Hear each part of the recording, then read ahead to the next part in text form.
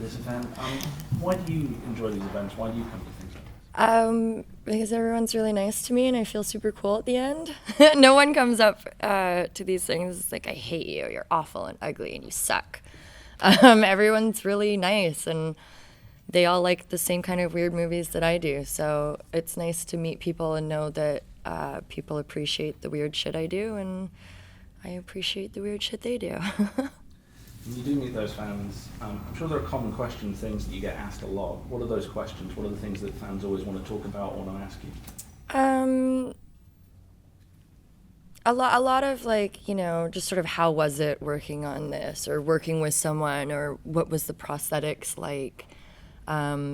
Stuff. I'm always a bit disappointing to people who are real hardcore horror movie fans because I don't watch a lot of real hardcore horror. I'm kind of a chicken. I'll watch like Jaws and The Exorcist, sort of stuff like that, but the real like kind of gory slasher stuff scares me too much. So I'm a bit disappointing to people who really want to like bro down on hardcore horror. I'm like, I haven't seen it. I was forced to watch Audition once and that was good for me.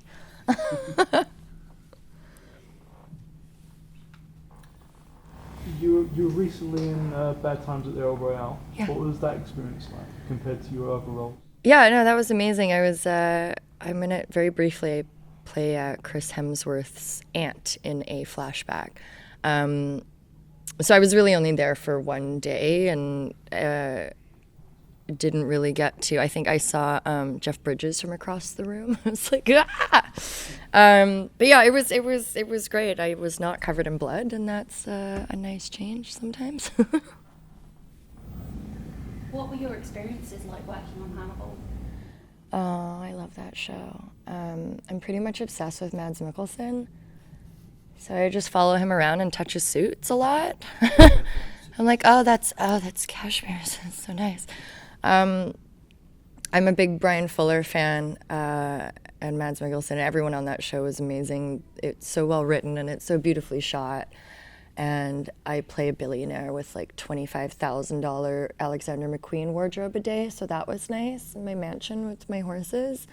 It's a beautiful show that I was very proud to be a part of, and will hopefully one day someone will make it again. I would basically just follow Brian Fuller around and do anything he ever wanted. I was also going to follow up with how do you feel when every so often rumours come around that someone else is picking up Hannibal? Quit playing games with my heart. Yeah, I mean, I live in a world of unknown everything. You know, as an actor, you work and you don't work. You never know where you're going to work again. You don't know if your show is going to continue or be canceled tomorrow or what's going to happen. So I'm pretty used to living in that instability type of situation. But I do get a big heart flutter anytime someone mentions anything. Occasionally, Brian Fuller drops hints on Twitter about season 4, and I go into full like panic. But like good panic. But we'll see if anything actually happens one day. I think obviously the Hannibal Lecter character in all its iterations is one of the most iconic in fiction. I'm curious why you think people are so fascinated with that character and what was so special about what Mads did really well. I don't know. I mean, Silence of the Lambs was one of my favorite movies as a kid. And I just think there's something so intriguing. I mean, I'm a true crime serial killer buff. I think there's something very intriguing about seeing someone who lets that part of the darkest part of humanity just give it free rein to murder away. And what Mads did was so like beautiful and gentle and twisted, and you know what I mean? He's not overtly, obviously psychotic or evil. There's something so charming and just dashing and just sucks you in. Like you cannot tear your eyes away from him. And I don't know how he does it. I don't know what he does. He's just, I can't explain it. I can't describe it. I can only just stare at him in utter awe and love and devotion. clearly loved your time on the show. I'm curious, when you look back at the production, are there particular moments or memories that make you smile the most, that are the most precious to you? My sex scene with my lovely lady wife, Caroline Duvernas, was a particularly hilarious day. Satin bed sheets are not super great for filming sex scenes on because they are super slippery and you will just fall off on your head. We were also both, we're like, being good actors, was like, won't eat anything. Okay. And then that was the day they brought a hot dog truck to set as a gift for the crew. And we were like, fuck it, we're gonna have a hot dog. And we're sitting in the corner with like nipple daisies on, new thongs with like Gollum just shoveling hot dogs down our face in the middle of this like beautiful, huge mansion, this beautiful, sexy love scene. And we're just like, fucking hot dogs. They were like, don't go in there, the girls are eating. So that was funny. I'm also deathly allergic to horses, hay, and sawdust. And my character rides horses and has a barn in her mansion. And in real life, I actually do have horses and I ride. I just have to wear like a black neoprene like bicycle courier mask. So I look like Darth Vader and I scare small children. But so there was a large discussion about how to shoot this one scene in the barn where I meet my future lady wife. And I was like, you have half an hour before everything swells up. And I was like, don't kick up the dust and the allergens into the air, like keep everything calm. Of course, we're shooting in the middle of winter in Toronto, so it's like 25 below, and they've got a huge vent shooting hot air into the barn, and everything's just flying around. I'm like, you have 15 minutes before everything swells up and I die. And everyone's like, okay. And then they look at me 15 minutes later, like, oh, you're serious about that? Okay, yeah, no, wrap it up. And like, rapidly, everything is closing. So it's always complicated to try to explain, like, I can ride. But I can't be like in a barn grooming a horse. I sort of need to be the queen. You need to bring my horse to me outside and then I'll get on and I can ride and that's fine. Unless you want me in a Hannibal Lecter type mask. You've been in so many iconic roles over the years, from Ginger Snaps to Hannibal to American Mary. What's the which one is the one you get most recognized for? I think Ginger Snaps, still to this day, because it was such a culty kind of hit. We really didn't think anyone was gonna watch it. We're like, we really like this, but this is super weird. This is before like werewolves and shit like that was like cool, right? And we knew we loved it, but we weren't entirely sure that other people would. And no one watched it for like 2 years. We did a little festival circuit. And then it was a couple years later, people would be like, Ginger? And I was like, what? You saw that? That's so weird. And now it just like, it keeps ramping up. And now there's kids who like, you weren't born when that came out and you love that movie. And I think it is a sort of timeless classic horror film about, puberty and the weird things it does to your body. And the classic, like the werewolf. And the werewolf is so good. It was all practical effects. There was no CGI. So it still stands up when you watch it today.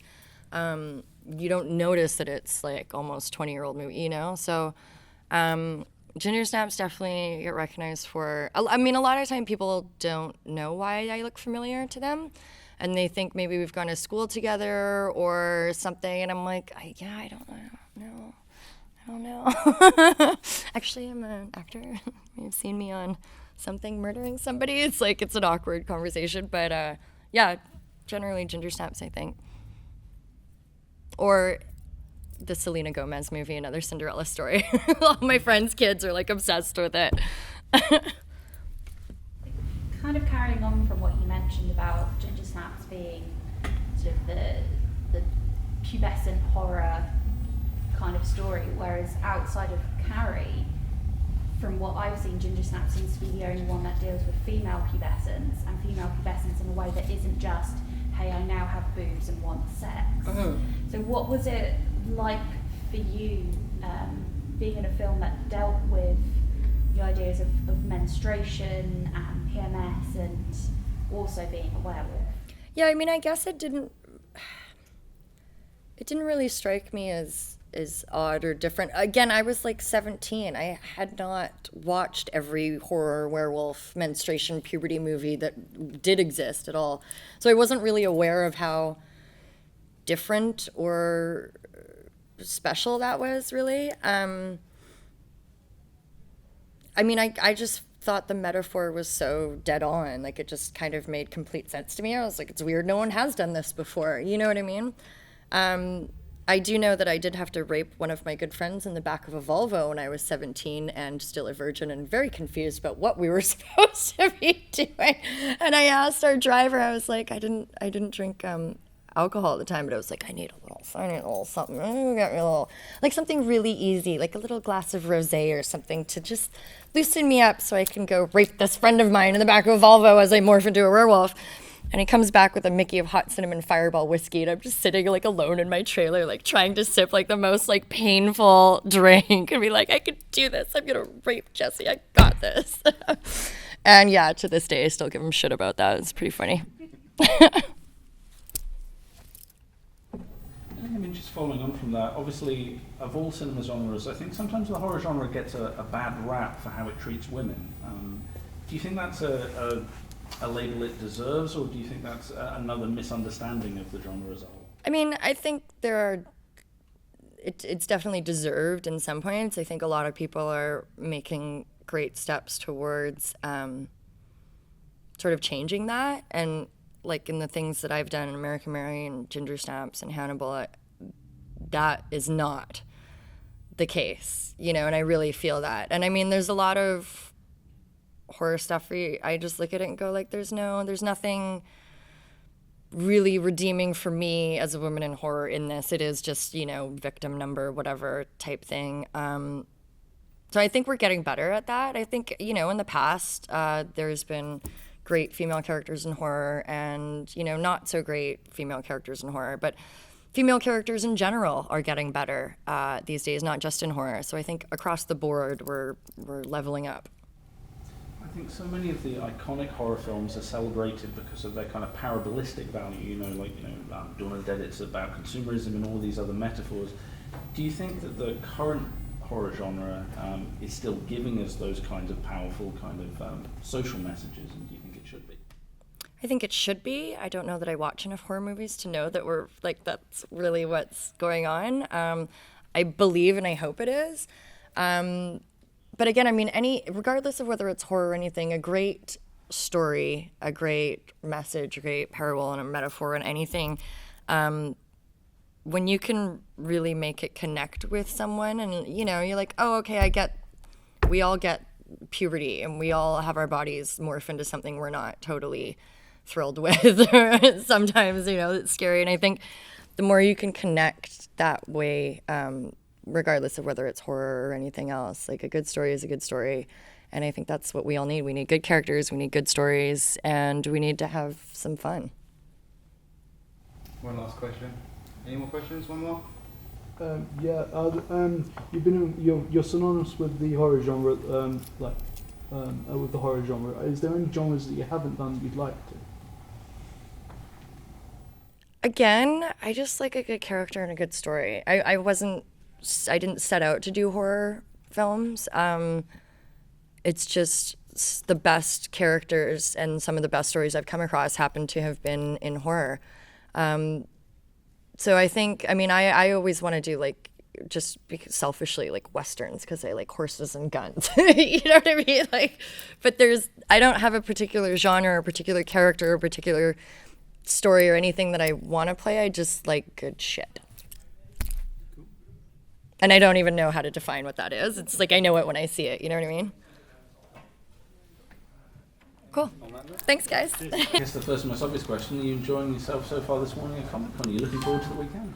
I am looking very forward to the weekend, which has just begun. And I'm having a blast here. The people are great. The people that come to it are great. Yes, I'm having fun. And obviously there's so many different types of fans of all the different genres here this weekend. What do you think that the zombie genre has that gives it such a unique and timeless global appeal? I think there's this, people are thinking of the world ending, apocalypse. So a lot of people want to fantasize about all the world starting again. You know, just being wiped out and having a little adventure, fighting zombies, just being strong. And I think that is the appeal of it. I don't know for sure. I guess it's different with everyone, but that's what I hear a lot. If you were to be in a zombie apocalypse, would you become a hero and try and save as many people as possible, or make your own stronghold and be more of a villain? Oh, that's a good question. I think I would probably, if I was in one, I would probably try to save people and animals. A lot of animals I'd save. And I would then find a safe place where we could all be. That's what I'd like to do. Like kick ass and have fun.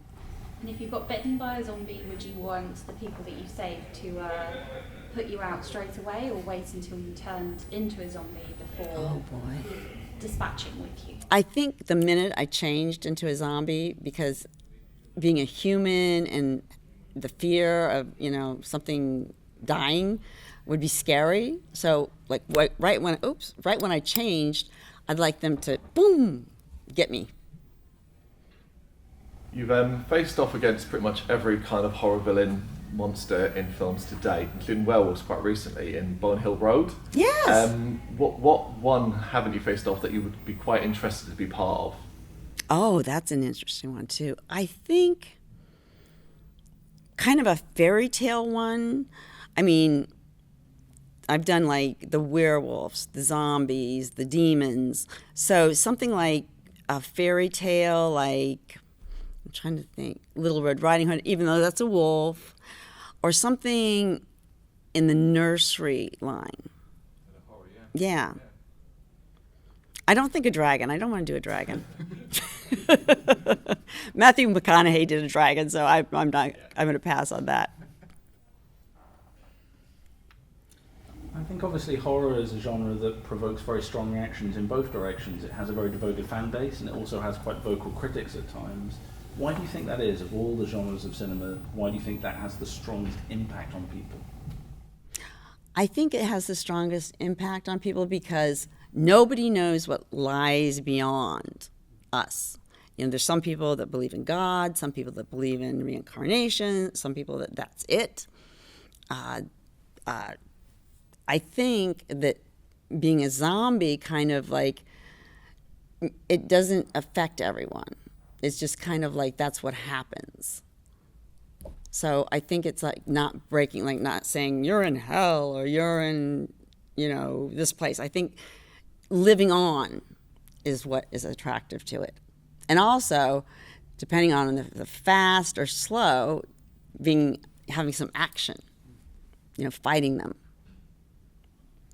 I wanted to ask you about a specific film, The Return of the Living Dead. At the time, could you have ever envisioned it would become such a cult phenomenon and it would have such a hardcore fan base that it does to date? I'm totally shocked by the horror base that it is like become, and it's a cult film. When we did it, we didn't think anything of it. We thought we were doing another horror film, and of course you don't see other actors doing their other things sometimes because you aren't in scenes with them. So we just thought, okay, we're doing a horror movie and it'll be out, come and go. And that's when, because I loved horror myself, but then I discovered that there's a lot more people that love it too, which was great because I could meet them. But no way did I think it was going to be a cult classic and last this long. And I'm very sad because yesterday I was informed that James Cameron died, and he was like a driving force because he was always positive, always upbeat, and he kind of like inspired you just to do more and be a better person too. And obviously there's a devoted fan base out there that have watched that film 100 times. I'm curious, when you think back to its production, are there particular memories that stand out most powerfully for you, that make you smile the most, laugh the most, cry the most? In Return of the Living Dead? Oh my. In the movie, when James Cameron goes to the cremation place and he takes his ring off and they're playing that music, burn, you know. I don't know, that gets me every time. I get just like really like, oh God, you know, because it's just like so horrible. And, you know, he's like obviously a very happy married man, and he just does that. It just is sad to me. What stands out is the amazing effects they got, practical effects they did, like the woman, the split woman on the table. It's like, how did they do it? It's like an amazing thing. It's not CGI or anything. And also just when I was in the mud and all the zombies were attacking me, I was very scared because extras tend to be a little overzealous. And I was like, oh my God, everybody's going to want to be in the front and, you know, be seen. And I'm like, I'm going to like drown. So I was a little afraid of that a bit. And then also when I was buried for the resurrection, I had to like get down like in a yoga pose. And these people they actually buried me. They were taking shovels and burying me, and I couldn't breathe. And I had to kind of count in my head because they had to cue the rain machines, sound, and then action, and I couldn't hear. So I had to, like, in my head, think, okay, when should I come up? Because I didn't want to do it again. And I didn't want to slip on the mud, so I'm like, okay, I've got to do it one time. So that was kind of freaky. What would you say has been your most proud, iconic role, considering you've had so many across so many different films? Which one for you stands out in your head as the one you're most proud of? Oh, wow. I'm proud of Trash, and I'm proud of Spider in Sorority Babes in the Slimeball Bolorama, which I think is called The Imp here. It used to be called The Imp. I don't know if they've changed it or not, but years ago I went on a little tour with it, and it's just such a fun part. It was a part that I got to keep my clothes on. I didn't have a shower scene, you know, and I got to be the tough girl, which I'm kind of reenacting. A few months ago, there's a movie coming out called Clownado, and I kind of bring back that character. So it's interesting. Like, what would she do if she, you know, when she grows up? And have you got to, as a horror actress, sort of have your revenge? What kind of female villain storyline would you like to act out yourself? Oh, I like vampires. I've actually never, let me think. I don't think I've done a vampire film. So I'd like to fight a vampire and just, especially the vampire that is in Penny Dreadful that got away. I am so mad about that because I don't know how many of you, you know, see Penny Dreadful or used to watch it, but I was so upset at the ending when he got away and everybody else didn't. I was very upset about that. So I'd like to go after that guy and knock him out. So no more questions, guys. That's good to keep on with. All right. Oh, and also a good question for you guys is if you could eat, and think about this, anyone's brain, whose brain would you eat? So that's questions for all of you. Trump's. Oh, that's great. Nobody said that before. You'd be really hungry. Does Trump really have a brain? Oh, that's great. Oh, my God, the way he said it. You must be an actor. I love that. He's great. So how does this all work? You guys just want to point and shoot at me all day, or somebody want to ask me a question? We'll kick you off with a nice easy one. Sure. Are you excited to be at MCM Comic Con? Are you looking forward to meeting fans here in London? Yeah, I'm so excited to be at MCM Comic Con.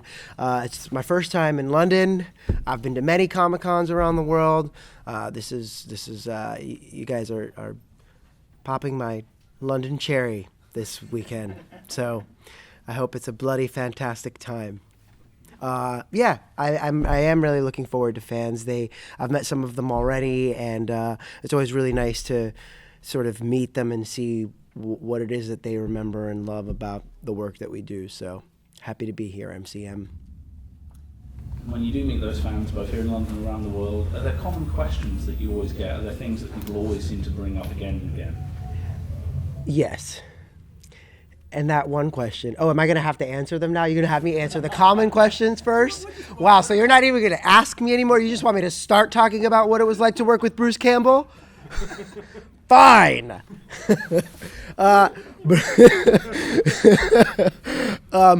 Bruce is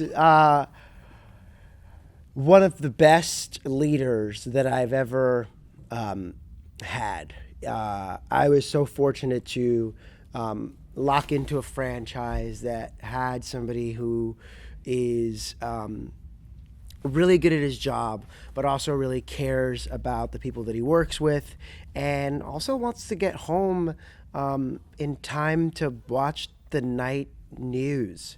So we got to go home pretty early on Ash vs. Evil Dead. So that meant when we were shooting, we're probably only going to do this once because we don't have time to clean up, so don't fuck it up. Yeah, you know, in a lot of ways, what I learned from Bruce was if you're not having fun, then you're not doing it right. You're doing something wrong. And there wasn't a day on the set of Ash vs. Evil Dead where I didn't have a good time. It was by far the best job that I have ever had. And if you've seen the show, you know that I've been tortured and just put through a blender of bloody situations. As a kid who grew up watching horror and love comedy, it really was like I just went to work every day and got to play. So I'm super thankful for that.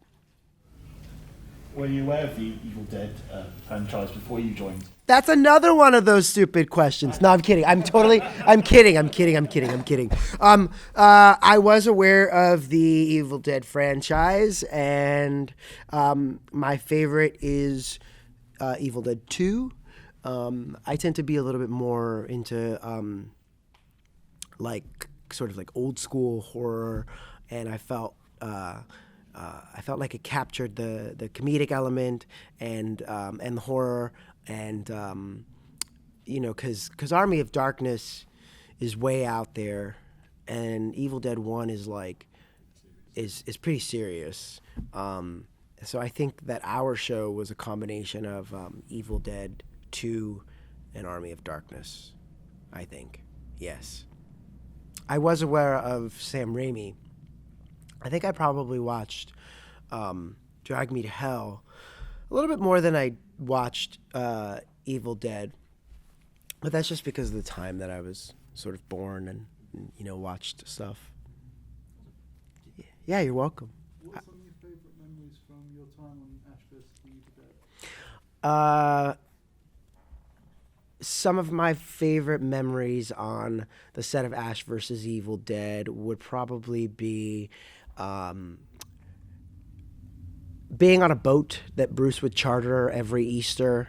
We would go on these boats and travel around New Zealand, and it was just like we were this family, and we had a really great time. Bruce loved to have fun.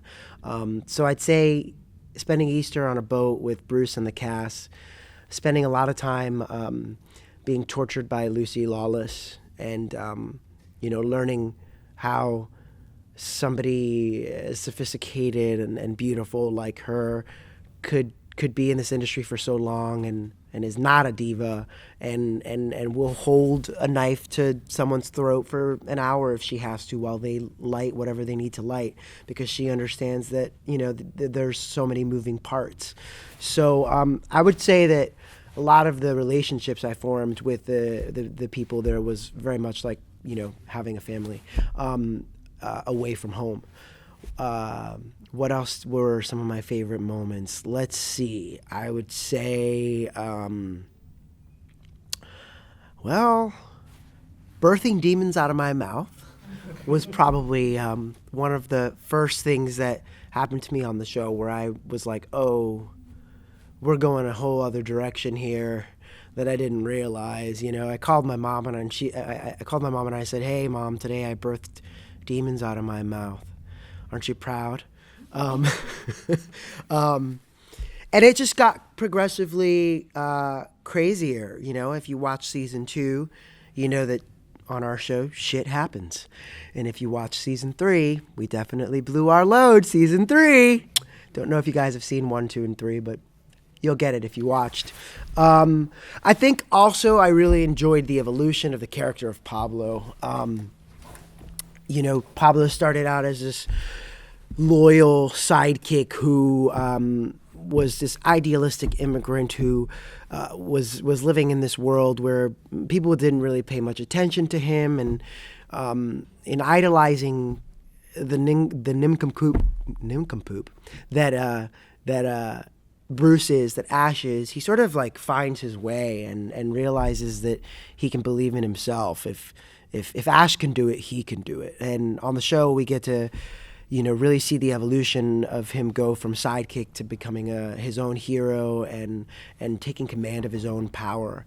And I really felt like as a Puerto Rican actor, this day and age, it's really important to see, you know, Latino characters sort of have portrayed in a positive light. And so it was really nice to, you know, be a hero, a superhero with powers. And so, yeah, I would say that was probably the biggest, you know, thing for me. Like as a kid, I grew up watching horror, and I wanted to be the guy. I wanted to be the monster chasing after somebody, and I wanted to be the hero saving the girl. And on Ash, I'm one step closer to becoming the superhero I always wanted to be as a kid. Yeah. How important was humour on set and on filming, Ash? So, yeah, you know, that's what the Evil Dead franchise is, right? It's really this like beautiful combination of comedy, horror, gore, and it's all thrown in there, and you never know what you're gonna get. You know, I think Sam Raimi really, I think he created this genre of cult classic comedic horror in the 80s, and he really did it right and paved the way for so many other films. And I think that it was always important not to take it too seriously. And also, I didn't really realize this until one day I looked at myself in the trailer, in the makeup trailer, and I saw that my hair was like taller than Marge Simpson's hair.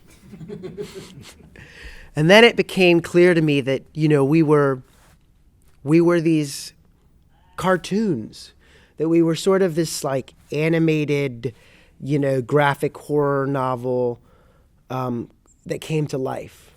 And so it was always really important to be able to find the humor. And I think that for Pablo, you know, Pablo was the eyes of the audience, and he was the heart of the unit, you know, and Kelly was the brain of the unit, and Ash was the muscle.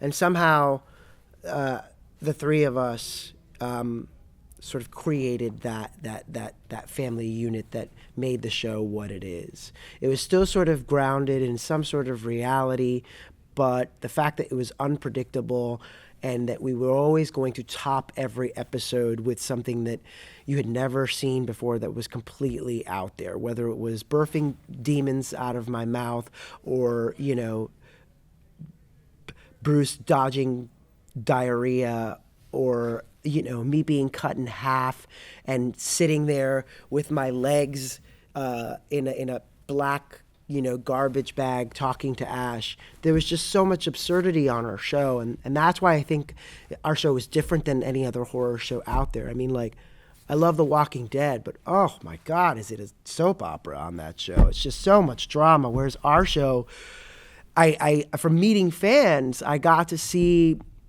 a different group of people who watched for different things. And it was bringing together, you know, whether it was a father and son, or, you know, somebody's wife was made to watch the show because her husband wanted to watch it, and then they fell in love with the show. So comedy was very important. I hope that answers your question. I had a cup of coffee before, so I tend to ramble.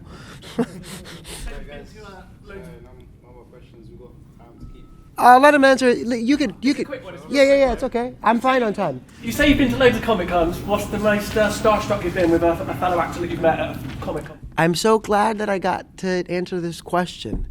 I met Nev Campbell this year, and you meet people, and you have this idea of who they are and who they're going to be, right? And you're either let down, or they don't let you down.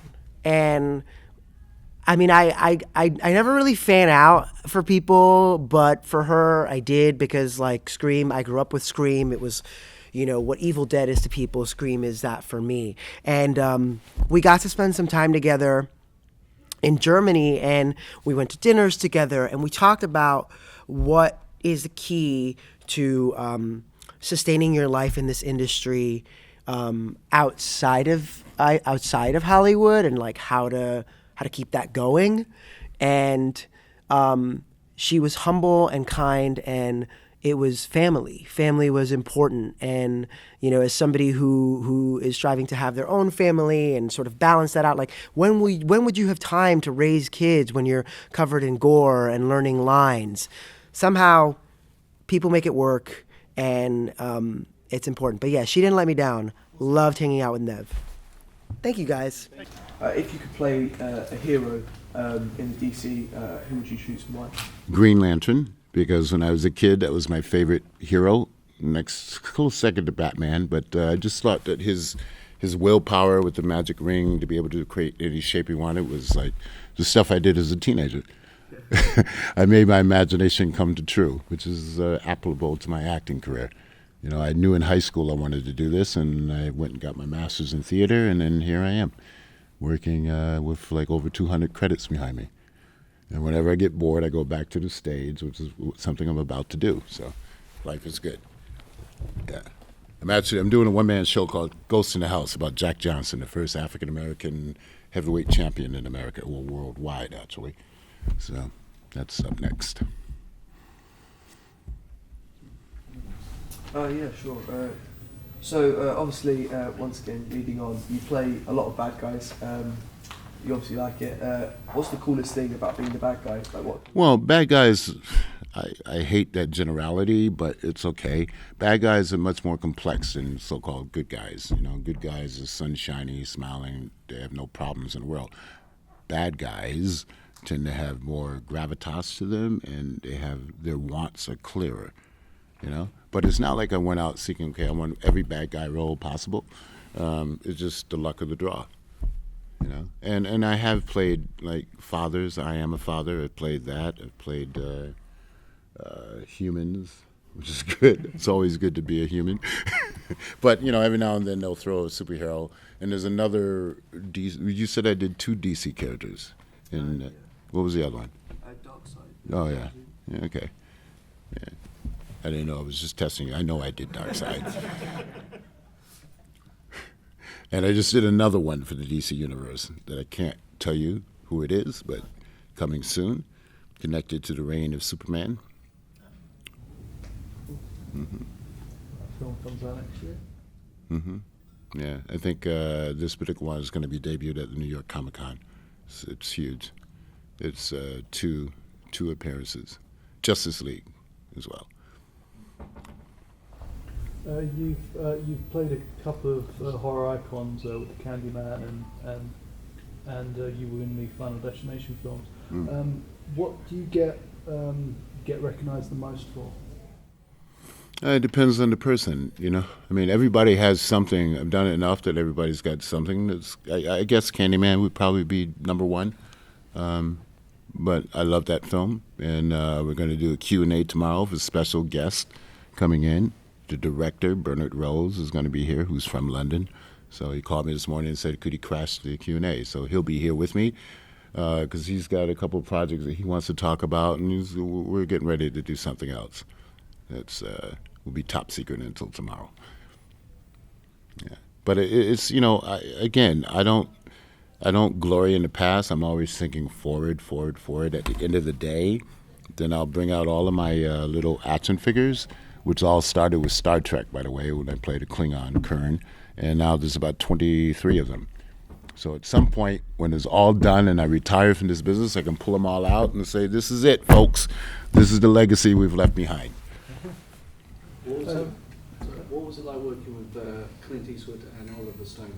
Clint Eastwood is an actor's director, primarily because he doesn't meet you in the audition. He has a casting director he trusts. That you lay it down in the video, and he chooses immediately. There's no procrastination. He knows exactly what he wants, and that comes from his career as an actor.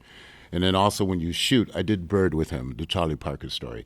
When you shoot, he doesn't do any more than 2 takes, because he chooses the actors based on the tape, so he knows that he's going to get the caliber of performance that he wants.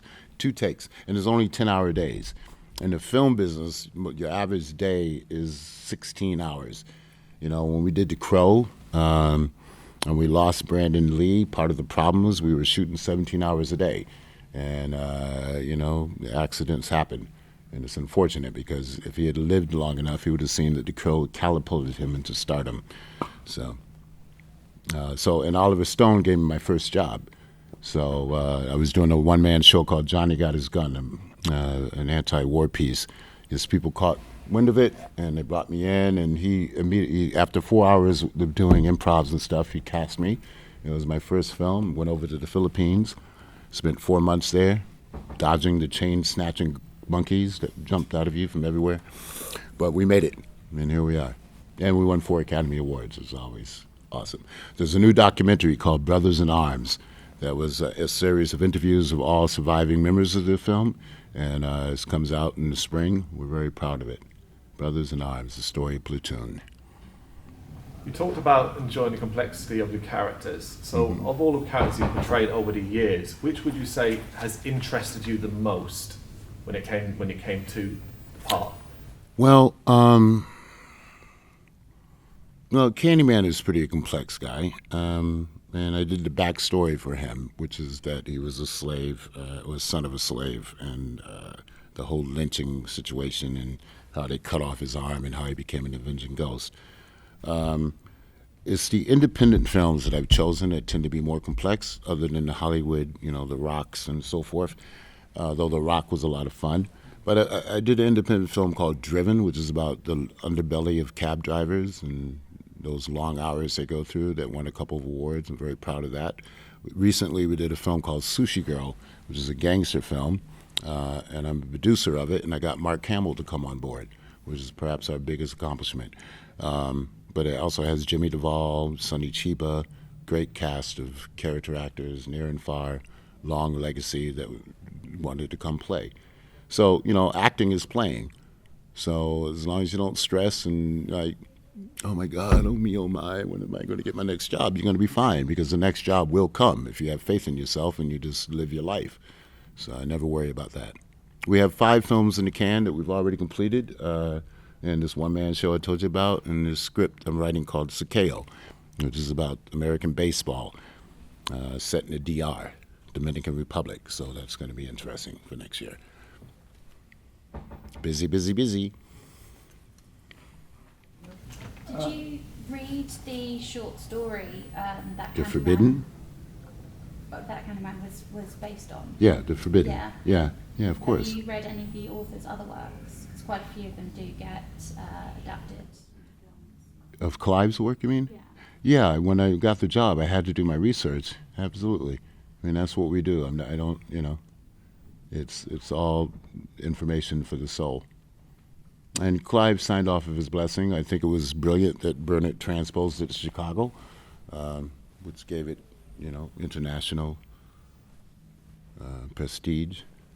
So, yeah, of course I did. And Clive is also a friend. So, yes. You've worked with a lot of people in all the projects that you've done.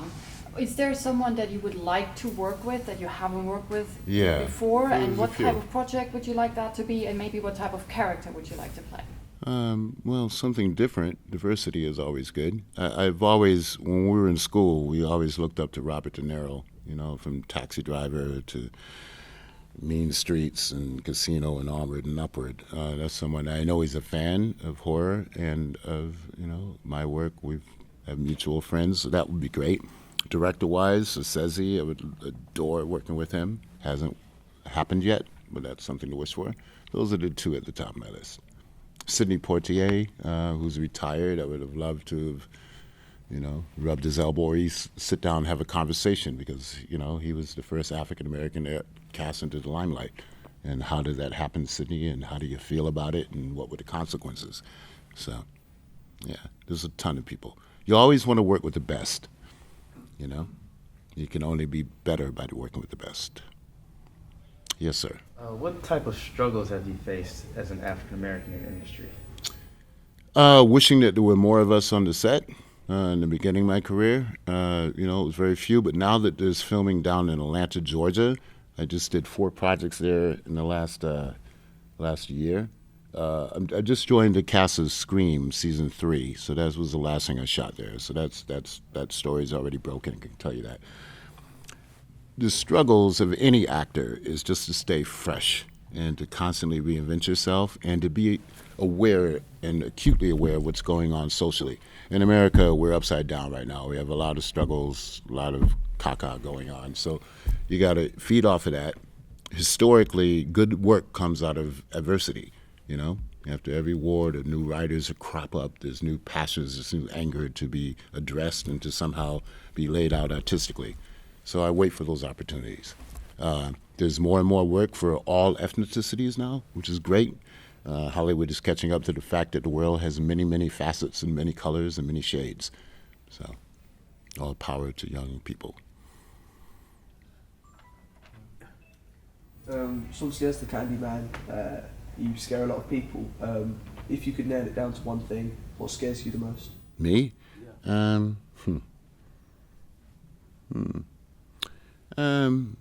Politics is very frightening right now, particularly in the States. We have countries being really divided, and everything starts at the top. So I can't wait for that cycle to refresh itself and regurgitate.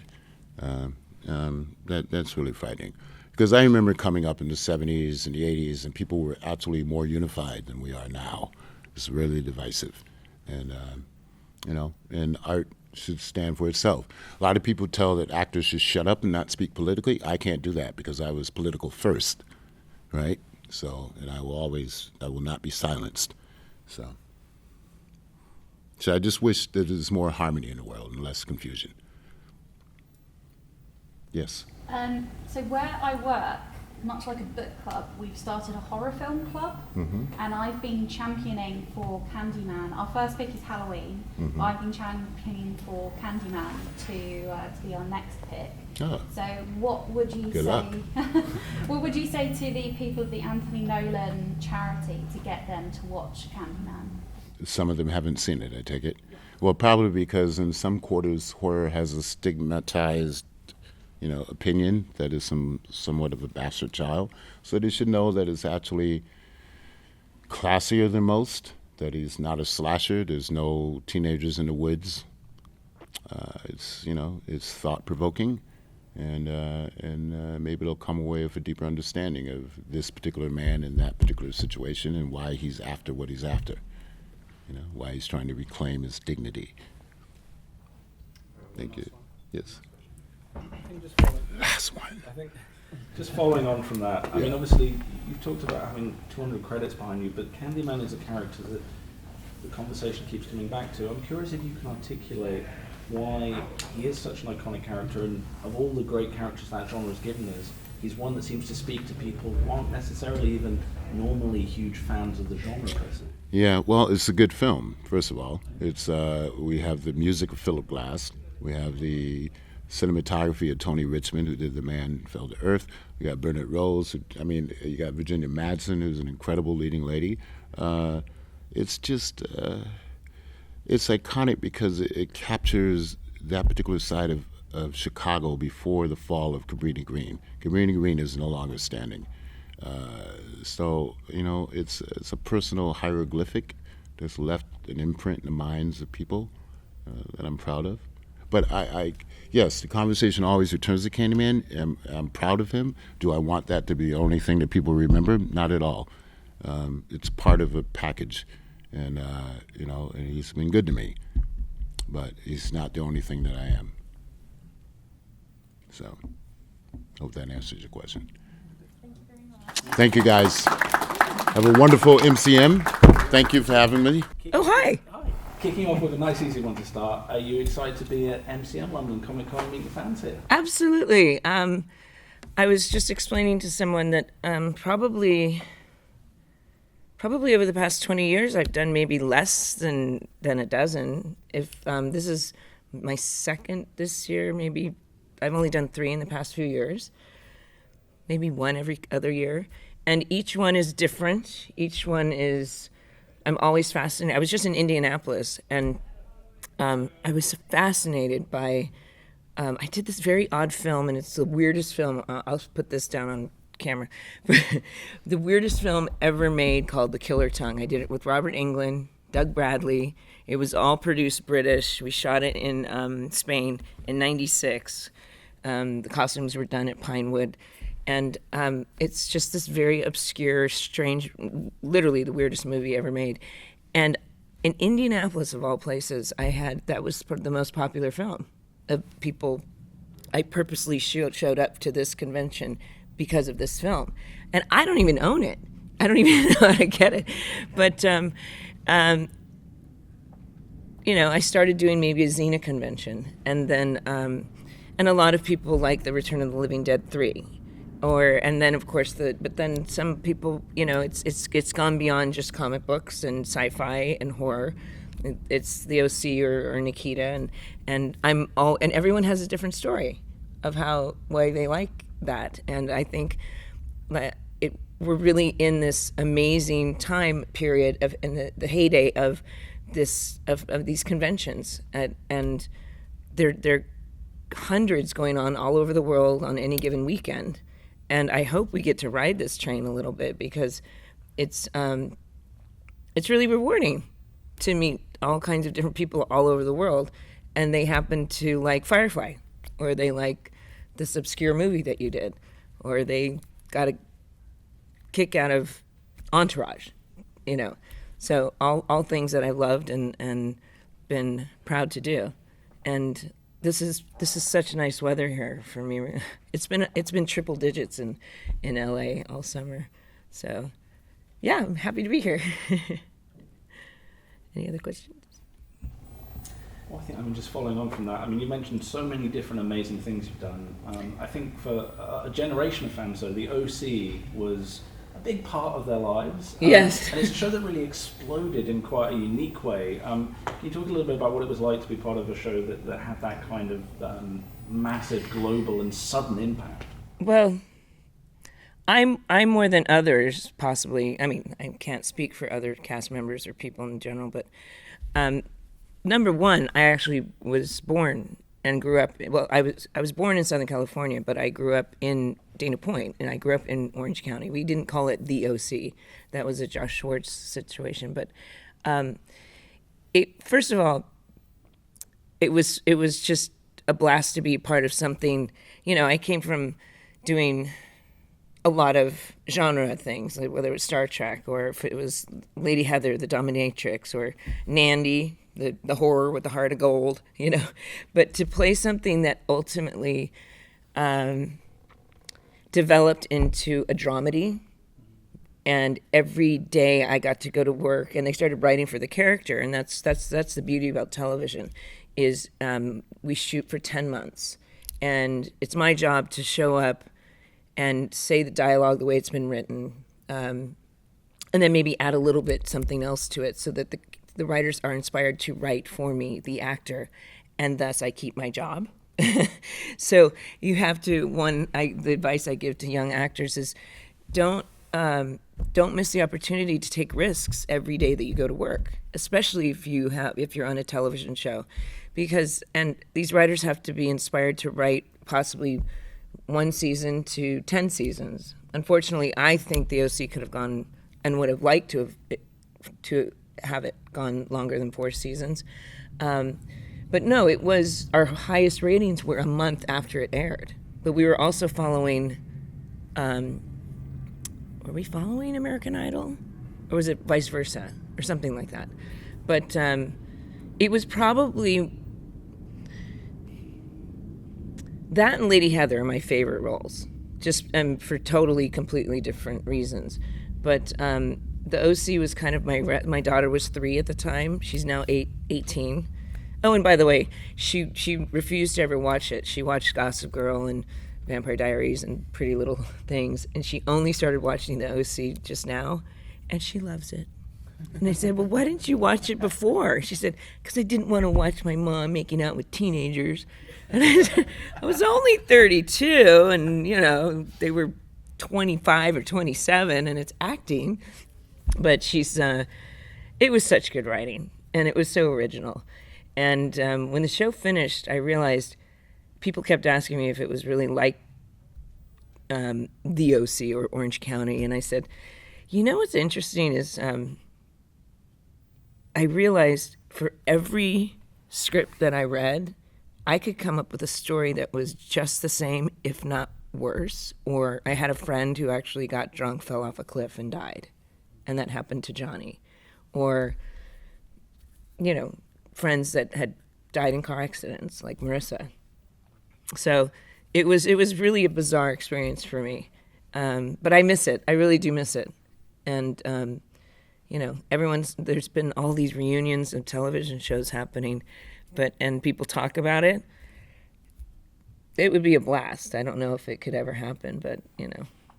But yes, it did define quite a few kids' high school lives, those 4 years. I was a freshman when it started, and I'm a senior, or college. Do you think it could come back, though? Absolutely. I don't see why not, but, you know, I can think of a few people that might not want to do it, but I wouldn't name names. No. That's all we have time for. That's it? Yeah. Okay. Thank you for being with us. Thank you. Thank you very much for your time. Thank you very much. I'll kick us off. You've always been a present at MCM Comic Con events all over the United Kingdom over the last few years. What makes these events so special for you to keep coming back? It's always the fans. It's always the fans. I remembered I've been doing MCM Expos, you guys, for probably 10 years.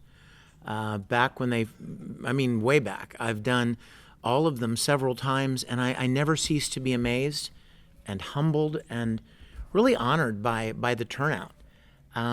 Every time I go anywhere, I think this is going to be the time that nobody shows up. You know, I'm just going to sit there and twiddle my thumbs all day. And I'm always so pleasantly surprised by the fans. And they're so kind, and they're so enthusiastic. And it's such a thrill to be here. Every time I get to come here, I love it. So obviously you played Broly all those. Oh, I hear a Broly question coming. A little DBZ action here. And since then he's arguably become the fan favourite movie villain. Are there any nerves or worries on retaking the role in this latest film? Oh, nothing but excitement, my friend. For 15 years I've played Broly. Can you believe that? Before you were born. I was playing that crazy guy. And 3 movies, 13 video games, and I always wondered if he would ever become canon, if they would ever bring him into the Prime universe, let him kick some butt in the Prime universe. And when I heard that there was a movie coming out, I was so excited. So yeah, I'm really, really thrilled about the new movie. Absolutely.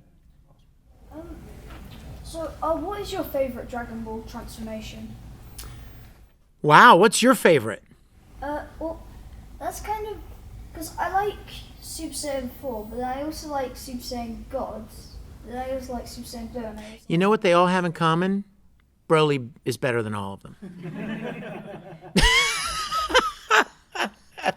I always love it when somebody comes up to the table for an autograph, a Dragon Ball Z fan, and they'll have a shirt with all the Dragon Ball Z characters except Broly. And I'll be like, you know what all those guys have in common? They're all wussies. Broly's the man.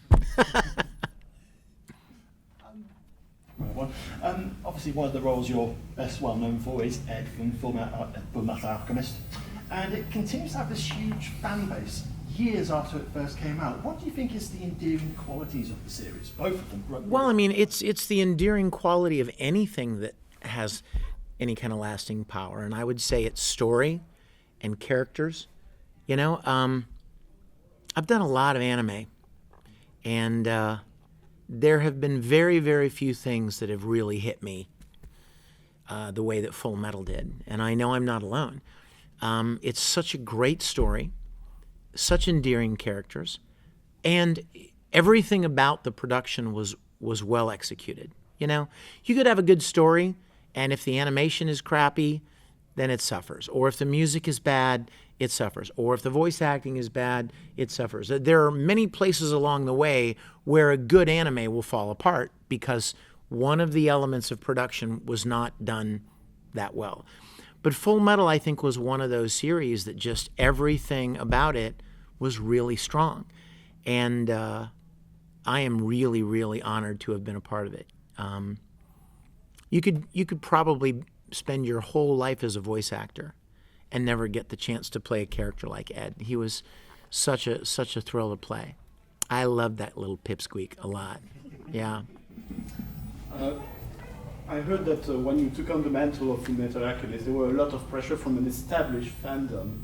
And then you took on the mantle of Captain Kirk also. Oh, I love you. I love you for bringing up Star Trek right now. Thank you. I'm just wondering, talking about Star Trek and you see Star Wars, how do you deal with the positive and negative dealing of a very passionate and established fandom? You know, there are positive and negative elements in everything, just about. Unfortunately, there are people in the world who are, for whatever reason, they're lonely, or they're sad, or they feel kind of unimportant, and they've somehow decided that the way to establish themselves is to talk negatively about things, or to trash things, or to attack people. It's really sad, especially in something like a fandom where something like Star Wars or Star Trek have so many people that love it, and it has inspired them in so many good ways. But you can take just about any good thing, you know what I mean, and turn it into something unfortunate or negative. I don't pay much attention, I try not to pay much attention to the negativity. When I started Star Trek Continues, which is a live-action web series that I started 5 years ago, it was for one reason alone, and that was because when I was this little boy's age right here, I fell in love with that show. And I dreamed of getting to be a part of Star Trek, somehow, some way. So 5 years ago, I decided, you know what? I'm going to rebuild all the sets, and I'm going to play Captain Kirk. Just one time. And make a Star Trek episode the way I remembered the original series episodes. And we did it, and the fans really enjoyed it. So now, 5 years later, we've got over 10 million viewers, and we've won dozens of awards, and it's been very, very well received. We've made 11 full-length episodes, and I don't pay much attention to the negative stuff because the good news is there's a lot of positive. There's always a lot more positive than there is negative, you know, and you just have to choose which one you're going to focus on, you know? Are you going to focus on the 5 people that are talking negatively, or are you going to focus on the 1,000 people that are talking positively? So moving on to the positive from the negative fan interactions, do you have any particularly fond memories of interacting with your fans? You do not have enough time for me to tell you all of the positive interactions I've had. And you know what else, you guys? I'm going to take this opportunity to tell you this. I have never, in 20 years of voice acting and probably 15 years of convention appearances, I have never had a negative fan experience in person. In person. Now, a lot of people are very empowered to be negative online, right?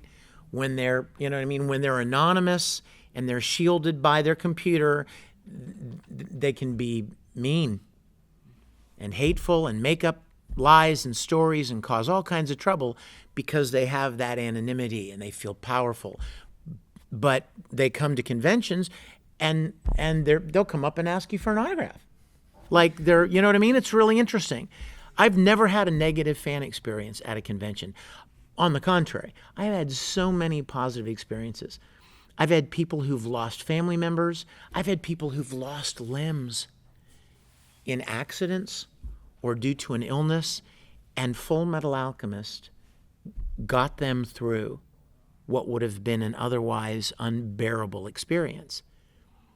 And I would have never imagined when I started this 15 or 20 years ago that I would ever have the privilege to be a part of something that would mean so much to people at difficult times in their lives. You know, when you start it, you're like, oh, I'm doing a voice for an animated show. How cool.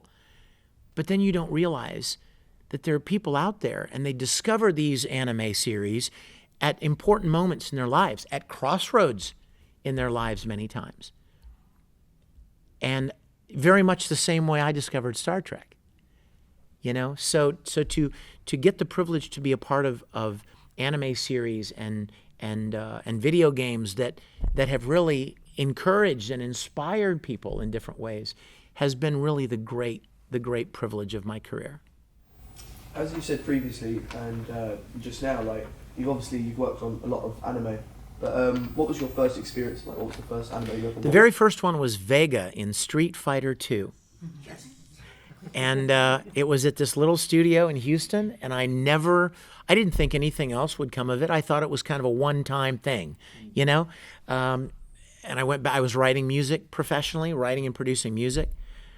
And a few weeks after I did this little thing for ADV Films in Houston, they called me back and they said, hey, we have another anime show. Do you want to come and do a character in it? And I was like, okay.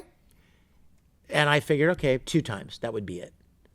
And then another, and another, and then the next thing you know, I meet people from Funimation in Dallas, and then I start meeting studios, people from studios in LA and in New York, and I never imagined that it would grow to as big a thing as it has. And then I was just lucky enough to be on the ground level before anime really exploded as it did. So that was my first experience, and it's just been really amazing to be a part of it. So we got the people of Critical Role coming this weekend. Some of them did work for... Oh, yeah. In fact, yeah, they're all great friends. Yuri and Tara and Sam and Liam and Taliesin. So my question is, do you play tabletop role-playing games like Dungeons & Dragons or Star Trek Adventures? You know what? I actually did a voice for Star Trek Online. But I don't play a lot of video games. It might scare you to know that the last video game I played was Donkey Kong Jr. And it was in an arcade. It wasn't even on a home video system. I've gotten to play roles and voice roles in a lot of video games, but I don't play them much. So offline, there are board gaming sort of thing. No, I've not done any of that. You should try. I should, in all my spare time. But yeah, people often there are people playing downstairs, the streaming guys downstairs, and I was supposed to play with them, and I told Emily, my helper, I'm like, oh no, I shouldn't do this because I'll get killed in like 6 seconds because I am not a good video gamer. Am I out of time? Thank you, guys. What is the coolest thing you've been able to do because you're a Power Ranger? This is kind of it, actually, like getting to travel to all different kinds of cities all over the world and meeting fans every weekend and people coming up and telling us how awesome we are. It's pretty cool. I agree. It doesn't get much better than that. Travel around the world for free and meet fans. Yeah. It's not a bad gig. Absolutely. What was the hardest thing whilst filming Power Rangers?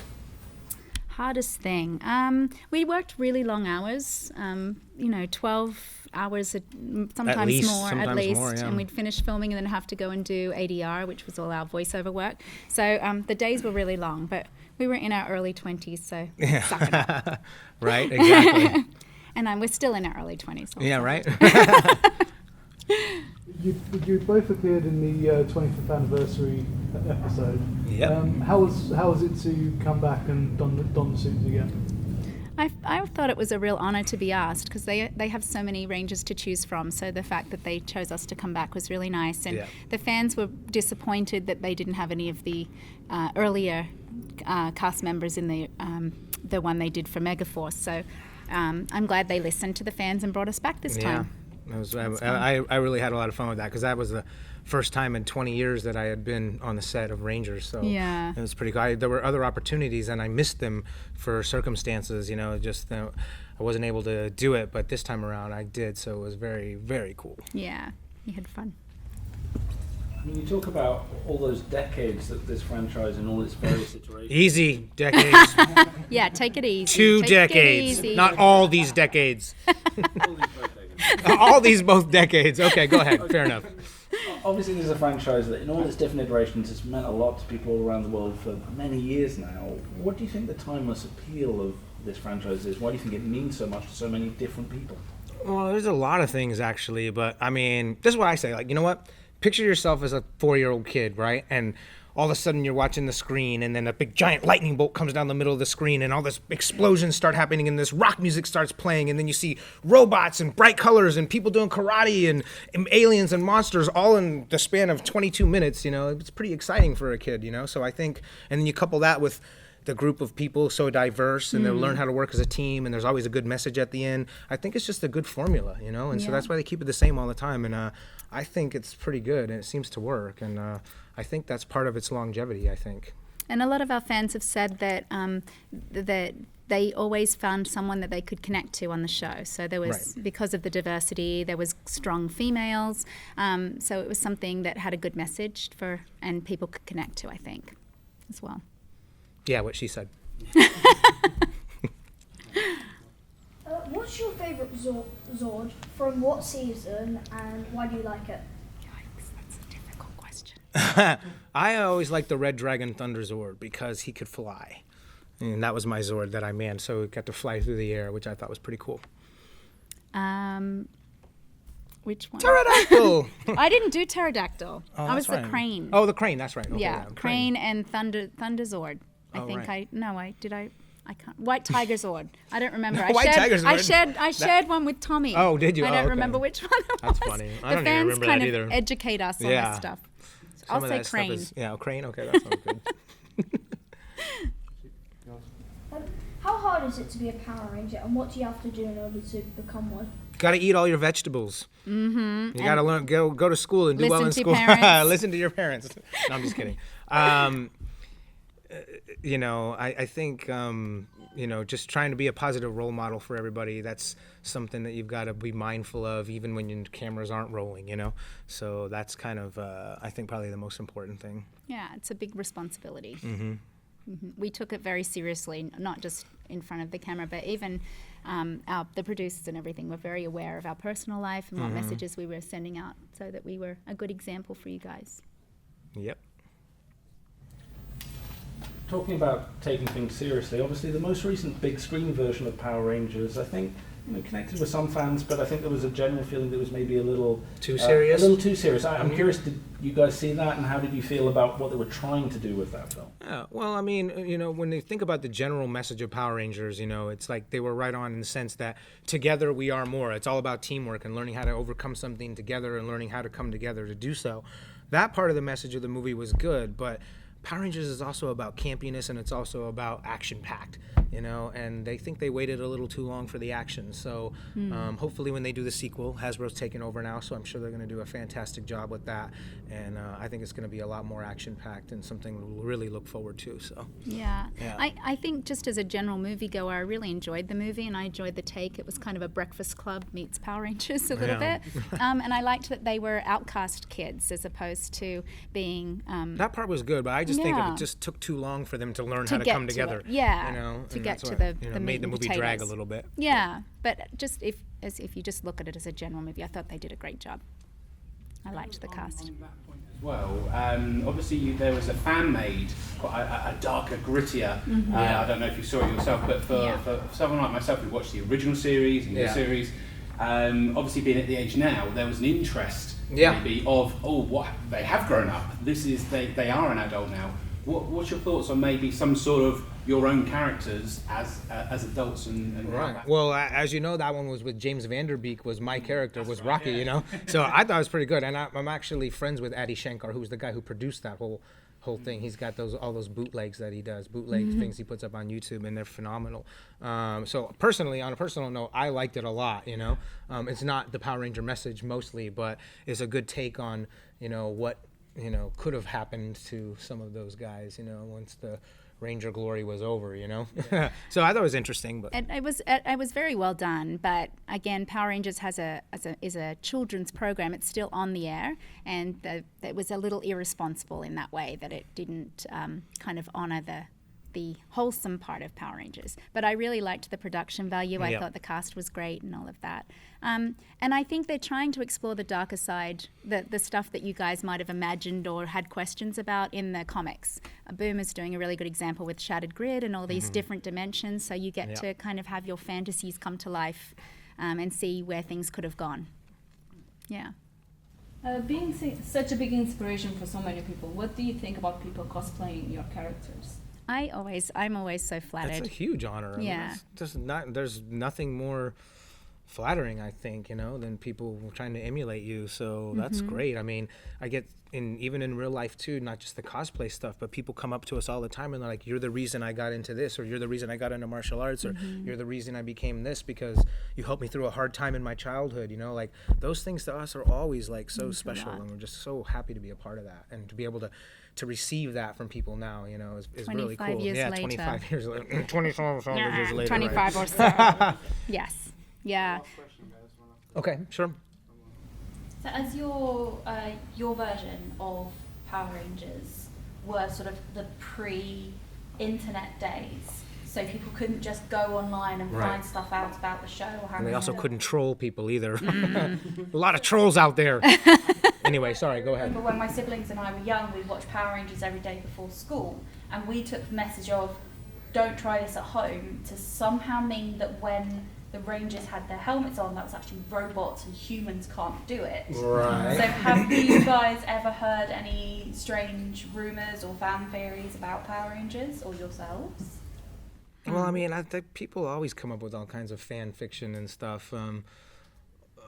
There's so much. I can't even think of anything off the top of my head, but that's the first time I've ever heard that one. So, but that was probably like a way to get the parents would use to get the kids to not kick the furniture, you know what I mean? While Power Rangers was going on, save their household items from getting beat up.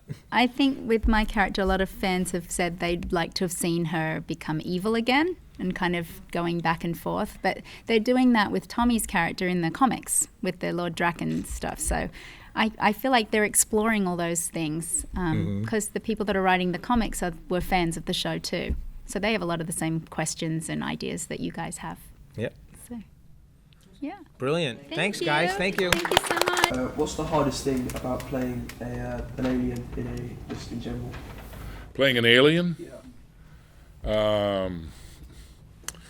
Well, it would depend on which show. Are you talking about a specific show or just anything? The hardest part is going back to being a human again, I think. 'Cause when I'm an alien, usually I speak like this. And then I have to go back to this voice, which is just kind of flat and boring, and yeah. You're welcome. That's it. So with that then, do you find it kind of sticks in your kind of your vernacular that when you have used different voices to your own natural voice for such a long time in one go, do you find it creeps into your home life sometimes, or are you able to kind of go back into your own? No, it's pretty easy. I mean, a voice like that, if I have to do it for a long time, really does a job on my vocal cords. But I can usually sessions for like cartoon sessions are about 4 hours, and there's a couple of breaks in there too. But the hardest one I did was for a series called Ben 10, and I played Forearms, and Forearms was like this. He had just gargled glass. Hi. It's a creepy voice. That was the toughest one to do. And everybody else in the room would be there like, how do you make that noise? And I told him you have to gargle with glass. And that keeps the competition down. I read for that role. Did you? It's Ben 10 forearms, right? Yeah. I did not get it. They hired the right guy. I was not willing to gargle glass. And now I know why. Yeah. Yeah, they do that there. can't even get close to that kind of thing. Yes.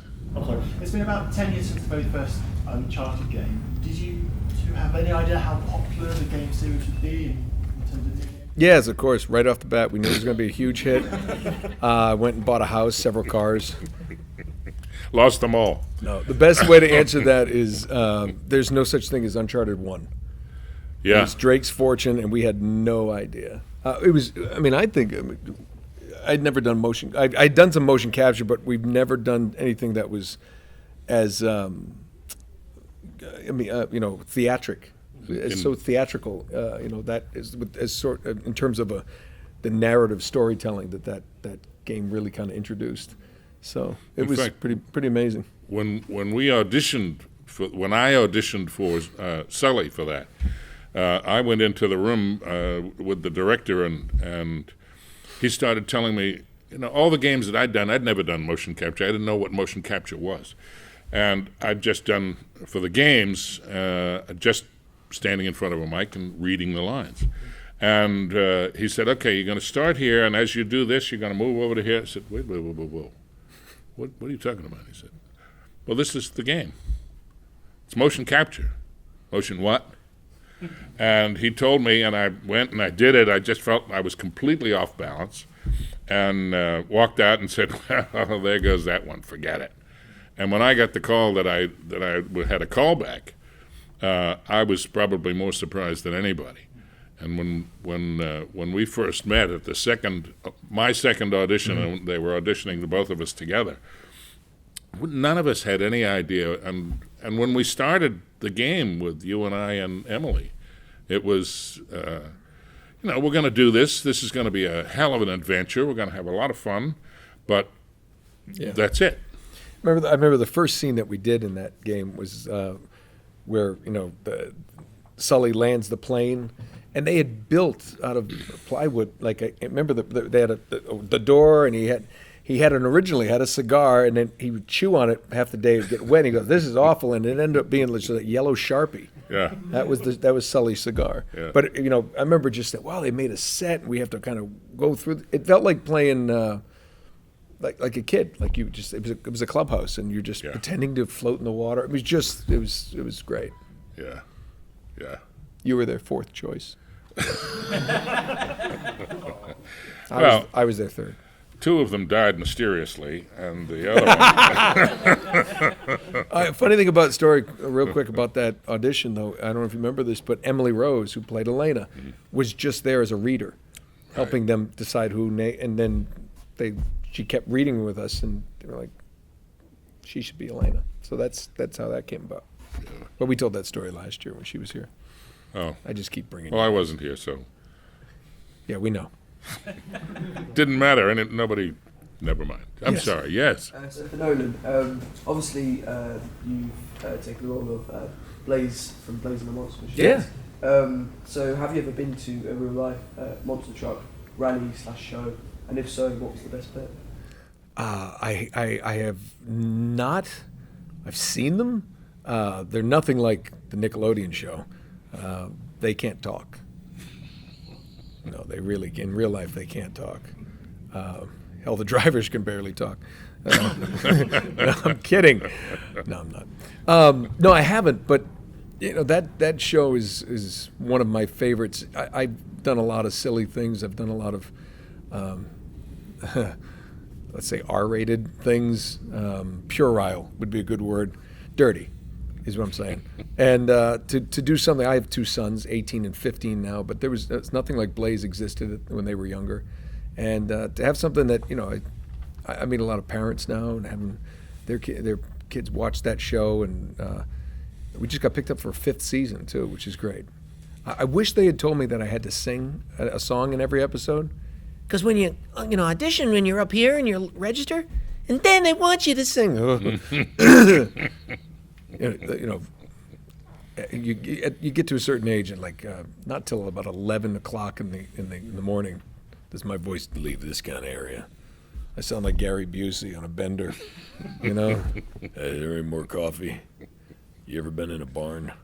Stuff like that. Just Peter Fonda's my personal Jesus. These are things Gary Busey would say. I don't know where I'm going with this. I love doing Blaze. I hope they run it forever. It has been a joy. Maybe I should go check out a monster truck. That would like a big truck pull. I've seen them. I just don't. I don't know what they're trying to do. I don't know who wins. I think isn't it when somebody, if it flips over and it's on its back and then they're out. I don't know. Tires and dirt. I don't know what to say. Yes. Question for both of you. What is your favourite moment in the Uncharted series that stuck out for you personally? Wow. So many. He can't remember. I can't remember anything. Where are we? We're in London, Pop. No. Well, we were talking at dinner the other night about. There's so many moments, but in Uncharted 3, we had a lot of fun with Graham McTavish, who's very, very good friends of ours, and there's the one where he's going through the Cutter's McTavish's character Cutter is starting to hallucinate. No, it's before he hallucinates. Yeah, we're going through a cavern. He doesn't like tight spaces. Doesn't like tight spaces. And they just started. He just goes, "Lead on, McDuff," and Graham, who's Shakespearean trained, he goes, "Ugh, it's lay on, McDuff." And they go away. He goes, "What? What are you saying?" He said, "Lay on." And they have this little argument, and I'm the first one through, and finally I get out the other end, and they come out, and we did it a bunch of times, and on the last take, I think they just looked at me when they got out, and I went, "Who's McDuff?" And he started laughing, and then Graham said one of my favorite lines, and they kept it in. He goes, "Is there no bottom to your ignorance?" And he laughed, and they walked off, and it was supposed to end right there. Or I was like, "Come on, follow me," just with like a typical thing. And I think those moments are what made Uncharted so special, because they would leave that kind of stuff in. It literally, we were supposed to get out, and I'd be like, "Come on, this way." Instead, it was like, "Who's McDuff?" And just then they walked off, and then my character, obviously the player character, stayed there. And so the fact that they would give us the freedom to change things like that. There were a number of things I can't even tell you about. Y'all want to know, but you don't. Best you don't have it in your head. Right? It's the kind of thing that'll keep you up nights. Oh, sorry. I was late. Can I give two? We've got someone coming in. They're not that important. So inspirational for so many fans. What do you both think about people cosplaying your characters? Cosplaying? So costume. People actually cosplay Sully? Oh, yeah. Really? Men and women. I've seen it. It's great. Can I play? You did it for 10 years. Let somebody else have a chance. I think it's great. I always enjoy whenever I've come to a con to see people, men and women dressed as the character. I've seen the whole group. I've seen I don't like the Nates when they have too much blood. Kind of freaks me out. It's just like, hey, you must have been a terrible player if your character looked like that. So I enjoy it. I've seen like a husband, boyfriend, girlfriend or something, and then the guy is Elena, he's Nate. They switch. I still haven't seen 4 people do the 4 Nates from the different games. And if you're doing Uncharted 4, don't wear the ring. He lost that in 3. I guess that's the last one, will you? We're talking about kind of favourite TV shows. One of mine at the moment, if we're going to call it a show, is Retro Replays, which I'm really enjoying. You look like you are too, watching it. Is that something we can expect to go on for a long time? Have you enjoyed discussed? Is there an end? It depends if the people in this room start getting the word out to get subscribers. It's free. Free. We should charge. Actually, I should probably start charging, and then it'll. No, we absolutely. Troy and I love it. I think we're going to try to we brought it live to Manchester and Glasgow, and we're probably hoping to bring it live to the MCM shows next year, London as well. We love it so much. We have so much fun, and like last night I was up, and Troy's and I don't even know where he is in the world right now. Argentina, you're saying. I think he's in Argentina. He's heading there. But we were live chatting during the episode. Fans love that. But building that community is really become something that we love to do. And the more followers, then these advertisers start getting into the mix, and that gives you money. Not for me. We don't make anything off it. But if I do. Oddly enough. But the thing is, that allows us to hire more editors, do more things, to get more promos, to do those things. And so as that grows, then we, we want to keep going. Is there a game that you like, particularly, is there a biggie that you've still got to play that you think, I can't wait to play that on the stream, on the show? Oh, there's a couple, but I can't tell you because I'm gonna. We're gonna go, and we're taking it live with podcasts soon to Twitch and other surprises. So get everyone, send the word out of Retro Replay, please, so we can do it for years to come. Can you, I'm going out live on Twitter right now. Can you just say hi to people? Hi to people. Hi, people.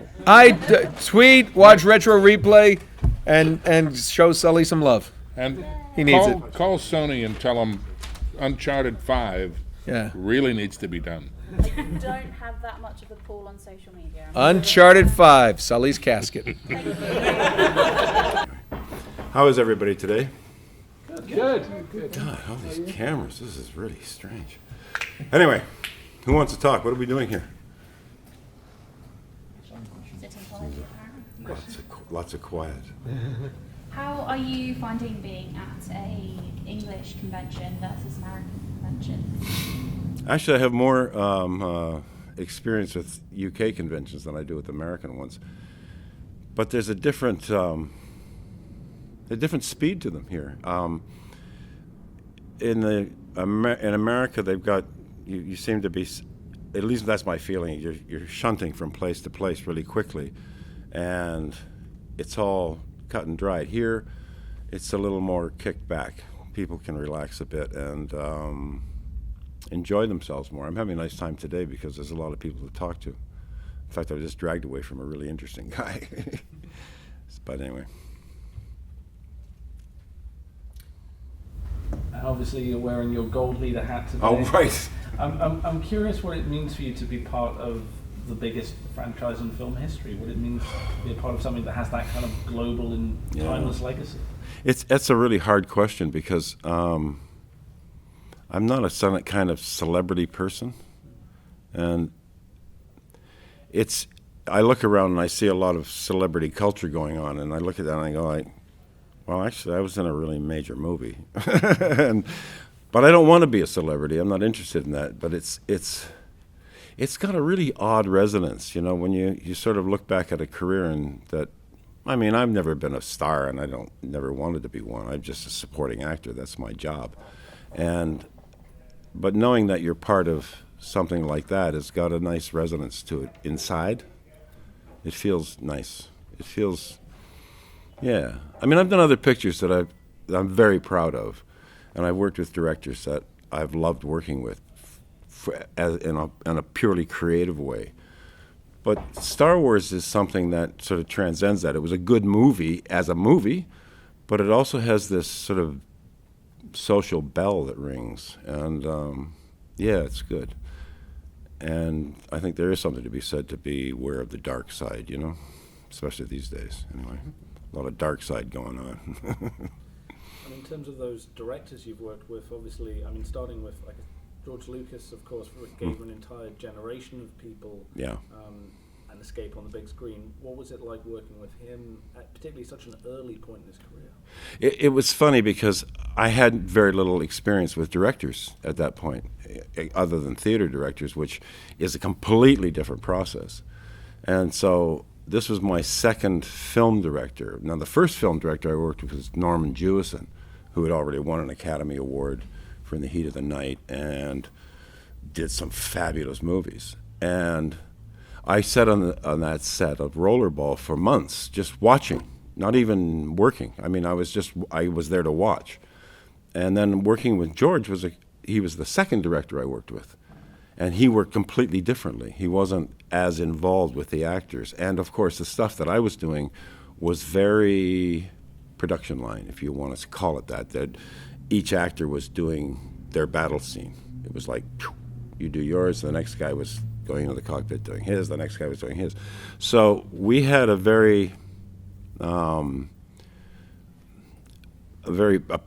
work process relationship rather than any kind of actor-director relationship. George needed to get stuff done, and he needed people that could do it. And so all of us lined up and we did the art part. And so it was a different experience. And later on, I worked with so many other directors, and every director works differently. You know, some people are demanding, really demanding. Other people are sort of like, well, just try something, see what happens. You know, that sort of thing, rather than cut and dry. So it's a different,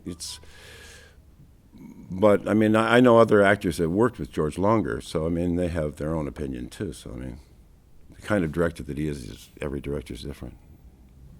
Yeah. Obviously, going back to like how you're acting, is there kind of a specific way / style when driving an X-wing that you kind of to portray this kind of intergalactic, futuristic spaceship? Like, how do you act?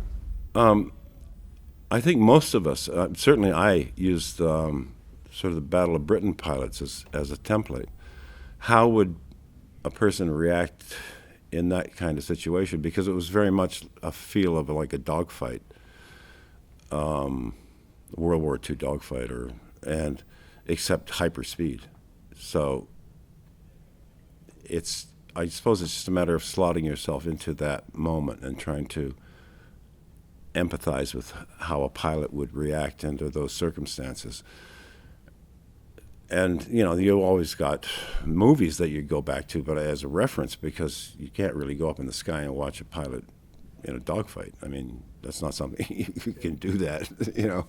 But it's just imagining and letting your imagination work. And that I don't know if there's any other way of describing it. Yeah. Talking about imagination and directors, you also had the pleasure of working with Guillermo del Toro, who's seen by many people as one of this generation's great Imagineers. Can you talk a little bit about what it was like working with him?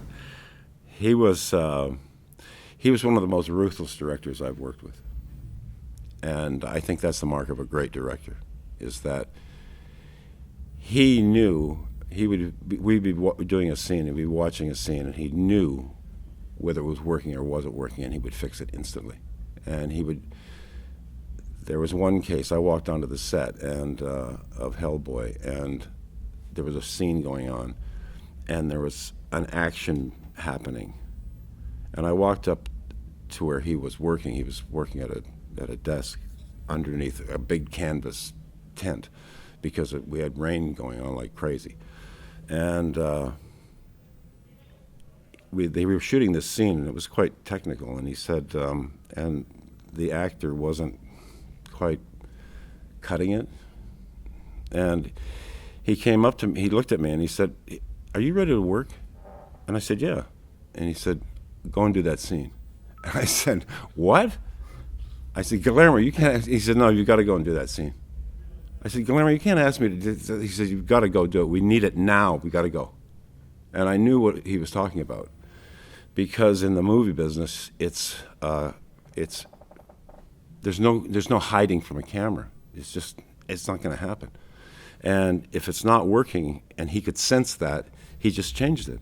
And I thought, that's tough. It was tough on the other actor, and tough on me, but it was tough on him too, to do that just so ruthlessly. But that's what it takes to do really good work. And he was dead impressive to watch. Didn't care what people were going through either. Oh, we were cold on that shoot. Oh boy, it was bad, but you know, we had to do it.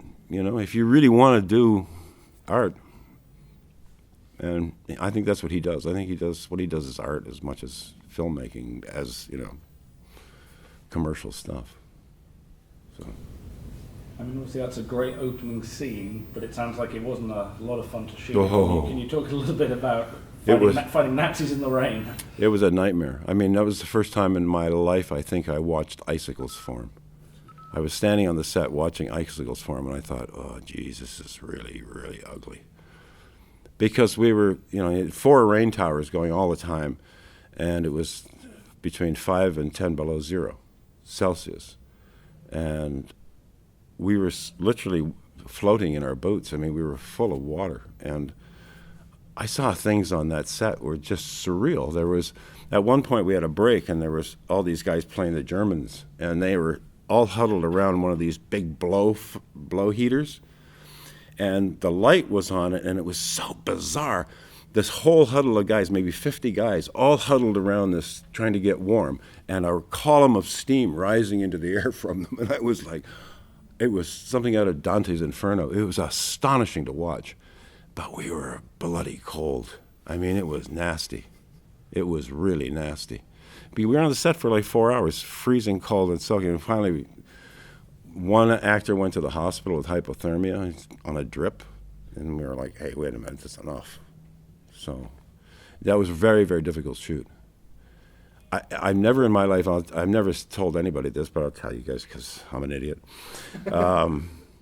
As the first time, or the only time in my entire career, in the 40, how many years I've been working, I was in my hotel room, and I kept looking at the airline ticket. It was sitting on my desk.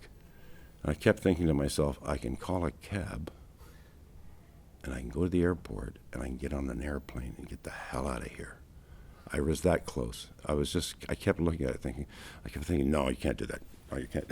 I eventually didn't, obviously, but I was so tempted. It was just like, just pack the bag and leave. Get out of here. Yeah, it was work, that one. But it was good. I mean, the footage is great. It looked wonderful, and I was very pleased with it. So, yeah.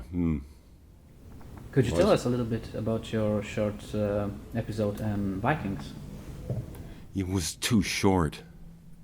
I was really angry about that. I mean, how can you have an immortal guy that gets killed? I mean, it was just so bad. They should have just said, no, just keep him going for but it was, those guys were crazy. I mean, all the actors I've worked with a lot of actors, but boy, were they nuts. They really thought they were Vikings. I mean, they were right into it. And they swept you up in it. It was great.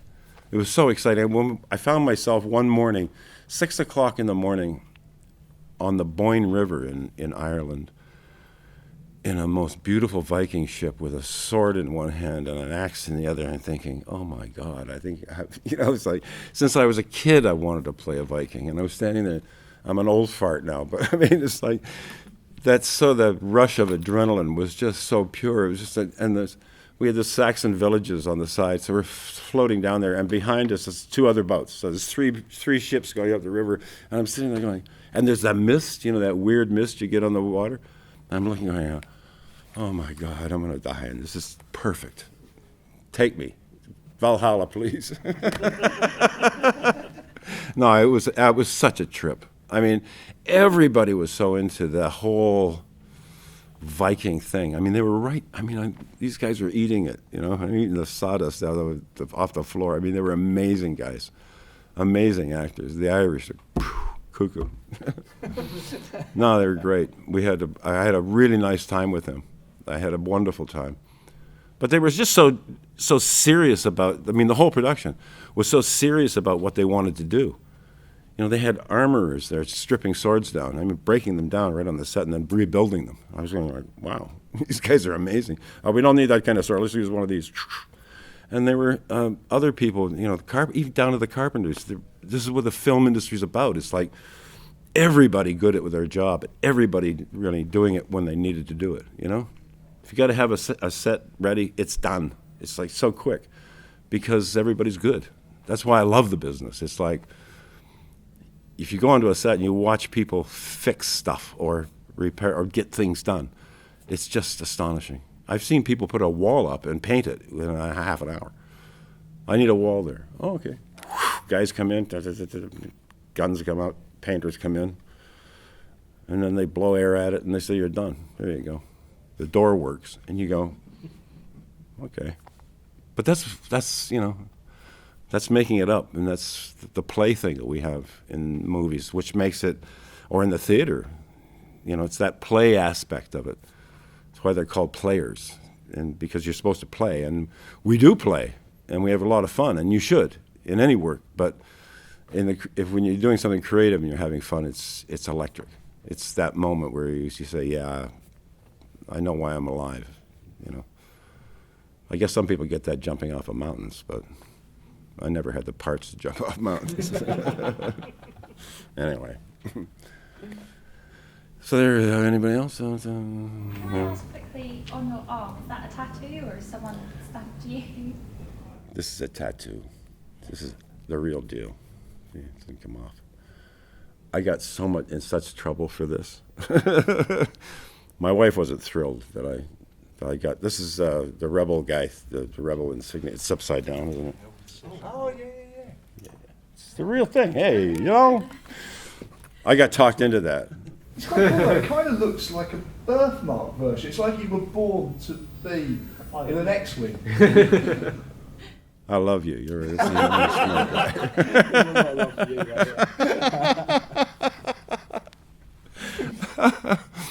Okay, now let's be serious here.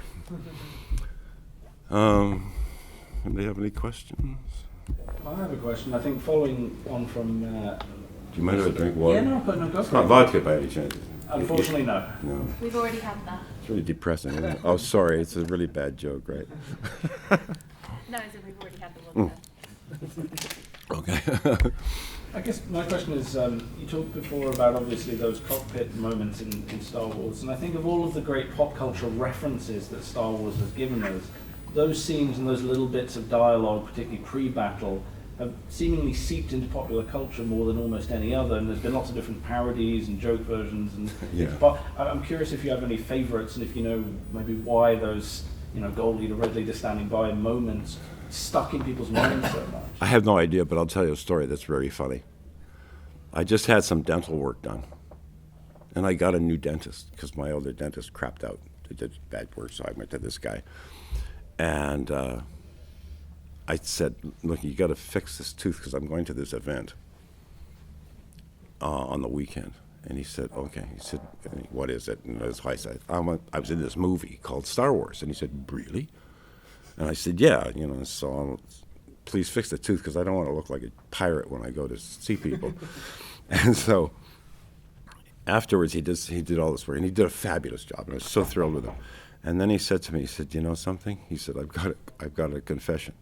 I said, what? And he said, I used to say to people when I was going into their mouths, we were starting our attack run. And I went, oh, you're kidding. He said, no, I swear to God. So, yeah, you know, it's like my dentist used it. I mean, I couldn't believe it. So it's like, I don't understand that. But I guess they just, yeah. You know, I mean, there's memes, they call them, yeah? Yeah, it's good. Very funny. Anyway. I've Yeah. got a question, slightly left field, but one of the oldest sort of games I played on the PC was the Cluedo CD games, which you played Mr. Body in. Oh, that's right. Yes. Oh, that's right. And it's like, God, it just dawned on me, it's like, Mr. Body. That's amazing. I was because it was one of the earlier games that used like full motion video as part of it, sort of. Yeah. How was the experience on that project, and how was the project actually pitched to you as an actor?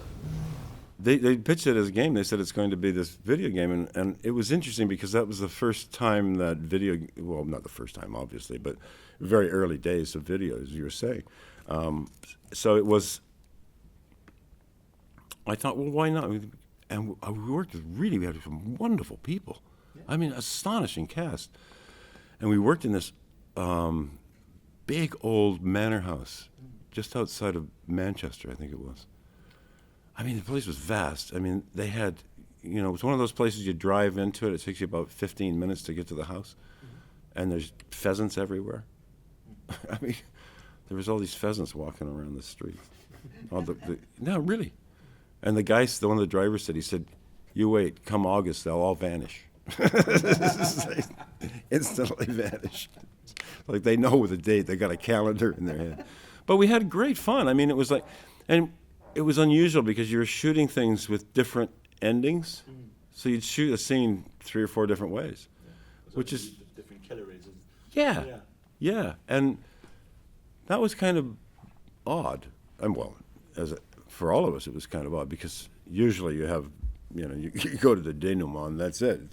That's how it ends. But this would end, and then you'd end it over here, and then you'd end it over here, and then you'd end it over here, or you'd end it in this room or that room. Yeah, it was, but then it sort of disappeared. It didn't actually. I think it was before video games became as popular as they became. I mean, they're like insane now. I don't know what's going on. I don't do games, so it's hard for me to understand it. But I get it. I mean, I get why people love games, and I understand the drive behind it, but I don't. I'm just so crap at it, It's terrible. I'd be the worst. So I stay well away from them. Anyway. Yeah, that's interesting to bring that up. Fascinating. Sorry, just one more question, guys. And then we're out of time. I cut my throat. Who's got the question? More silence. I was just going to say, do you have from your, from having been in such huge franchises as you have been, do you have a particular positive memory of a fan interaction, something that's been meaningful to you, or? There's something I say to a lot of people, and I said it earlier today. I was talking to someone, and it's the same thing, is that when I first started doing events like this, I spent I did maybe half a dozen shows, and I was sort of in shock. I didn't quite know what was going on. All people were dressed up, people were dressing up, and I thought, this is really weird. These people are really offside. I don't get this. And then I suddenly understood it, and I understood that people love these events because they can come here and be themselves, and they're not judged, and they can step out of their lives, and I think that's a wonderful thing. I think it's great when people can get a safe haven, and I think that's what these events provide, is a safe haven for people who are totally offside anyway, but pretend not to be most of the time. And they're great for it because they're just. It's so unusual to meet an unnice fan. Is that a word? A nasty fan, somebody who's not. I mean, some people are a little bit crackers, but I mean, who isn't? But here, it's just these events are just throw up nice people, and generally, 99% of them are terrific, and a lot of them give and give and give. So, especially for charity and things like that, and I think it's wonderful. I love the fans. I love them to death. They're great people. Mm. Thank you. Oh, thanks. Thank you, that. Guys, kicking off with a nice, easy one to start with. Are you enjoying being at MCM London Comic Con? What's it like being the fans this weekend? Yeah, loving it. This is your second, I think, and our fourth. I think it's fourth or fifth now. Great, love them. It's always really good fun doing MCM. Getting to meet the fans and getting them just to be able to come up and chat is a wonderful, wonderful thing. And the Final Fantasy fans are so nice as well. It's a really, really nice fandom. It's a really positive fandom. It's a love. Everyone kind of looks out for each other. You see the same faces coming back time and time again. Yeah. And it kind of feels like a big family. So it's a really, really nice event. It does. It's weird. I would have thought that before I was part of something like this, I would have thought that was a cliche, but it is so true. There is just that real. There's not an us and them. There's a real kind of, you're part of the same thing. You're on different sides of it, but you're part of the same thing. And just being at MCM, you just feel like you're part of the major Comic Con event of the UK. So yeah, honour and a pleasure to be here. I had no idea what Comic Cons were prior to doing Final Fantasy. I didn't even know what Final Fantasy was, really. So it's a completely new universe to me, and one I am thoroughly delighted to be in and to be welcomed into. It's a yeah, it's a unique atmosphere. It's such a welcoming, inclusive thing, and I love doing them because everybody's so relaxed and happy and just for everybody else. Yeah, I love doing them. They're a special place, aren't they? It's funny, you mentioned saying you didn't know, and I meet so many people in my life now when they say, what are you doing at the moment? And I say, I'm doing some Comic Cons, and people either go, oh, fantastic, or they go, huh? There's that real kind of drop off, there's a cliff edge of people who have no idea, and then you try to explain what a Comic Con is. And I've started saying to people recently, it's like, I find myself going from Comic Con to Comic Con. It's like each Comic Con is like a little glimpse of that possible utopian future we all dreamed of, where everyone is just lovely and everyone is decent and friendly and nice, and then you have to go back to the real world for 7 days, and then you go back to that almost Star Trek utopian future again, where everyone just gets on and is lovely. Who are the Klingons? Yeah, let's not even go into where the Klingons are. It's a Star Trek utopian future where there are no Klingons. So that's genocide. Yes. This is getting very dark. Of course. No, Comic Cons are lovely. And they've grown massively. I think it's partly down to the superhero films and all that stuff has made it much more mainstream. But the biggest films in the cinema are geek films now, so yeah. There you go. I've always been a geek, so I've always loved these sort of things, and I have come to the MCM a couple of times as a punter before doing the Final Fantasy stuff, and to be here now on the other side, it's just lovely. It's real, and as you say, it's a privilege. It's a real privilege to be here. As they say, all the feels. I have my own little story, actually. I was a massive fan of Blake 7 back in the late 70s, as I'm sure some of you are. Oh, excellent. Well, about 5 or 6 years ago, I was doing a horror film called The Crypt, in which I was playing, well, it doesn't matter what I was playing, but I was playing a character in this movie, and I found myself acting alongside a woman who looked strangely familiar, and I had some exchanges with her in the filming, and then I suddenly realized, oh my God, you're Callie from Blake 7. And she looked shocked that I even knew who she was. Of course I knew who she was, and I was awestruck. I was dumbstruck, and that was 5 years ago. And then the very first Comic Con that I did was here. 18 months ago, two years ago. It was this time last year. Only a year ago, I found that I was sitting next to a signing table with Jan Chappell. So it's a small universe, folks. And I made myself known, and she remembered me. Well, she pretended she did. Yeah. I mean, talking about universes, about worlds, what do you think it is about Final Fantasy and all many and wonderful iterations that creates that love among fans? What is so special about it as a franchise? It's a difficult one, and it's one I've tried to. I've often actually tried to work out what it is about Final Fantasy that is different to any of the other ones. I think in a way it's because each game is so varied and so different. The range of characters that they've covered, from race, creed, species, gender, everything. Kind of everything in the world is represented at some point within Final Fantasy, which I think makes people feel like they are allowed to be part of it. Literally something for everyone. Yeah, literally. And I think at the moment we're seeing a lot of the stuff about discrimination and about trying to make it an equal playing field, and especially within the acting world, we're seeing a lot. There's the 50-50 campaign, which is to equalise the number of men and women in the industry.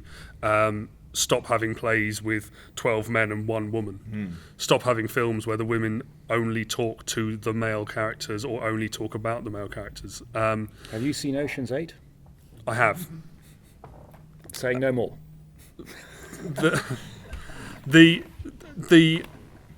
I think Final Fantasy is one of these ones that is kind of hitting that equality, and I think everyone feels like there is something for them, and as you say, there's something for everyone there, and they feel like they can be themselves as well. And I think it can feel like it gives them permission to be themselves, which means that anyone new coming into the fandom sees other people from their own experiences and their own same backgrounds, and then feel comfortable to be able to talk about their own experiences.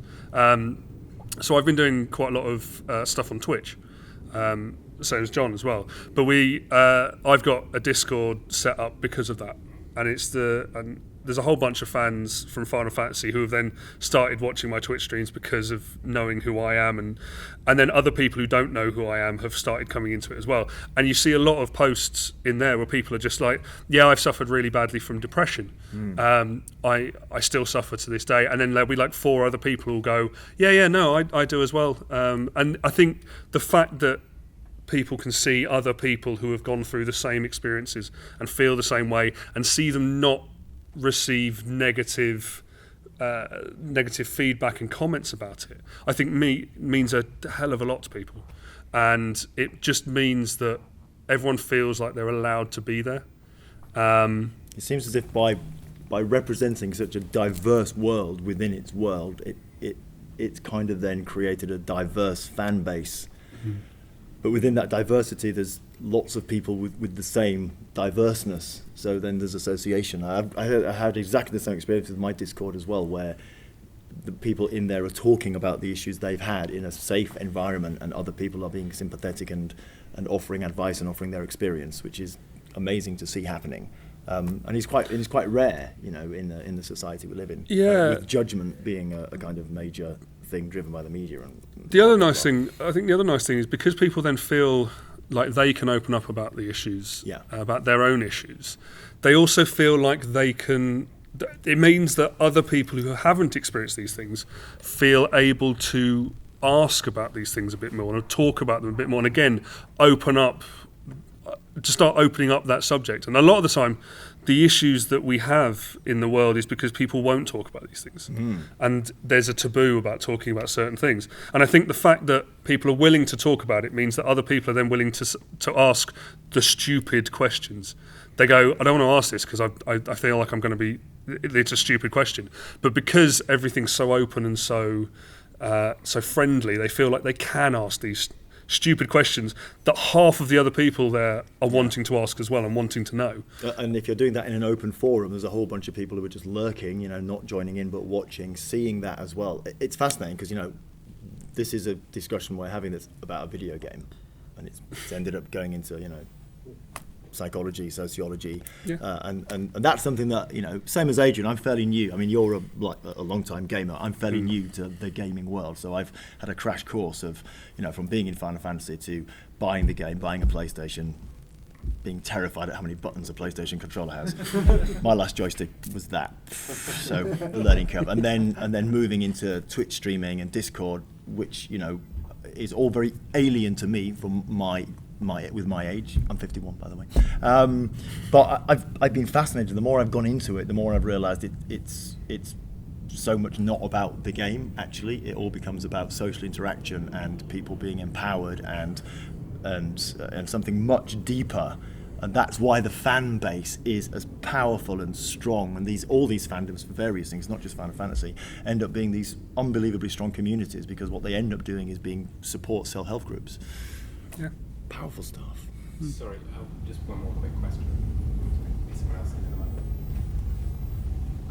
the moment. I noticed that you've got quite an array of pins, John. Yes. For all of you, is there a franchise that you haven't been a part of, or a genre that you haven't been a part of that you'd like to be? Well, I'd love to be in Star Trek. I was officially made an ensign of the Appleby by the Leeds Bradford Star Trek. They're not the Garrison, that's the Star Trek people, isn't it? The Star Wars people. But the Star Trek official thing made me an ensign of the Appleby. But, that's the first step. But yeah, to be in a Star Trek would be a dream come true. There's so many things. I'm as I said, I am a bit of a geek, and I always have been. And I've always loved, yeah, exactly. I love everything. I'd love to do Star Wars. Kind of goes back to when I was 5 and my dad first showed me The Empire Strikes Back. That was the first Star Wars I saw. I'd love to do Star Wars. I'd love to do Marvel as well. I grew up with the comics, the X-Men. I'd love to play Wolverine. but I'm about a foot too tall. Like Hugh Jackman is far too tall to be Wolverine, but if he can do it, I could do it. So, I'd love to do one of the superhero things. Even some of the lesser well-known stuff. I did a fan film based on Strontium Dog a couple of years ago. And that's another universe that I didn't really know a huge amount about, but have sort of started reading some of the comics and things. And that all the 2000 AD stuff is so varied as well. Anything really, any franchise is watching. All of us. I grew up with Star Wars, the originals, and I would have loved to have been in those, played in those. Not so much what we're being proffered these days, but yeah, still I'd like to be in that universe. I was in the Alien come Predator universe because I had a small role in Alien versus Predator, and I sort of got back into that universe again when I did a fan film called Predator Dark Ages. I'm in a kind of franchise at the moment in that I'm in The Last Kingdom, which is a TV series which drops soon on Netflix on, I think, the 19th of November. So I am so happy to be in that. It's everything I've ever wanted to do. It's swords and horses, and so I'm loving it at the moment. I'm in one. Yeah. Cheers. Welcome, guys. Good questions. Thank you. Working with her on Monster, so it's nice when you can appreciate someone's talents and then they move on and do something huge. So we've just seen a new remake of Halloween, well, continuation sort of thing. Do you think that sort of thing would happen with Friday the 13th or Hatchet? I don't think it would happen with Hatchet because that's kind of a continuing story still. So it wouldn't be a remake, it'd just be another movie. And I would love to do some more Hatchet films because I think they're tremendous movies. Really well done. And now I'm hearing that they might be thinking of another Friday the 13th, reboot, whatever you want to call it. And I hope who's ever in control considers having me come back. I've heard that LeBron is supposed to produce it. So I thought it was a joke when I first heard it, but I don't think it is. Unless it's just a well pulled off joke, but it seems like he really wants to produce the next one, so who knows? I'd like to kill him in a movie, just for fun. I mean, I killed a good friend of mine. Do you guys know the Impractical Jokers TV show? Yeah. In the fourth Hatchet movie, Q was in the movie because he's a huge horror fan. And so he asked, Adam if he wanted to be in the movie. And we're all like, yeah, of course, because I'm a huge fan of their show. And so it's fun when you get to work with people that are your friends already. And the Hatchet movies, I have worked with all my friends, Tony, Todd, Robert Englund, Derek Mears, goes on and on, R.A. Mihailoff. It's interesting because all of them, except me, have ended up dead in the movie. So I've killed a lot of famous horror icons. I don't think anybody else could say that. And if they do, I'll kill them. Sorry guys, we've run out of time, but thank you so much. Okay. Thank you guys. About playing the Doctor. I think doing these shows, because these are the times when you meet the people that you make the thing for, and it's sociable and it's funny. I'm not saying they all are. Some of them are, some of them don't quite work out. But when they're as well run as this, and you can hear yourself talk, and we get a chance to meet the people. So that's the buzz. I suppose for us, it's as actors, it's because it's the feedback. And quite simply, you're in a room with all the people that love it like you love it. So what could possibly go wrong? That's the best bit. It is the best bit. So if you're an actor and you're doing theatre, the feedback's instantaneous. You can talk to people in the bar, or and that's great because everyone loves talking about their work, and well, most of us do. Or like with Doctor Who, for example, or say you were in Star Wars or whatever. You like I say, you're meeting the people that you make it for, and that's that's the best thing. There's no other thing. That's the only thing. In the recent episode of Doctor Who, Rosa, there was a lot of talking on some of the fan forums. There was 2 PC. What was your... I didn't see it. No, I saw with the Jodie Whittaker one. That was the third of the... Second? Yeah. No, it was the third. I saw the first one where she was introduced, and I got the other 2 playing on catch-up. I've got to get home. I haven't been home yet. I don't get home till Sunday, so no, I'm waiting. So no spoilers. Don't tell me what happens in it. Wish there were the third one to watch. Yeah, but anyway, so I can't answer your question because I haven't seen it. So. That was Arsene Wenger, wasn't it? I didn't see it. I couldn't possibly, not from where I was sitting. How could I possibly see it? Should Doctor Who and sci-fi be political, or surely it's been that way from the beginning anyway? You mean? That was probably the biggest takeaway from that most recent episode. Not to spoil anything, it was just a very strong political commentary, and was it? It set a lot of people up in some people's eyes. In some people's eyes, it was just a little bit,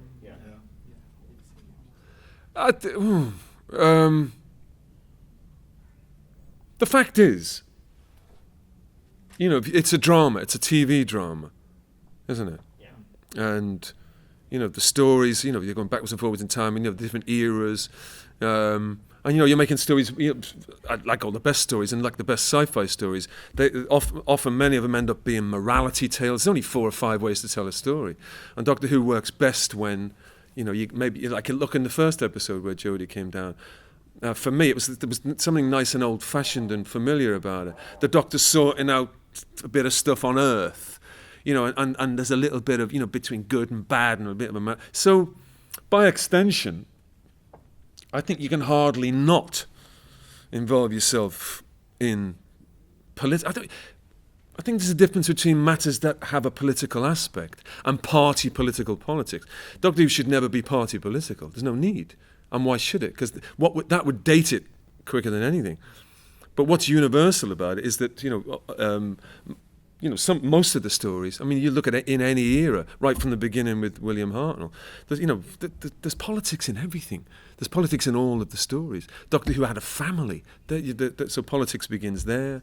And if you're going out and trying to sort out crime and good and bad and, villains from goodies, you're going to get involved in politics.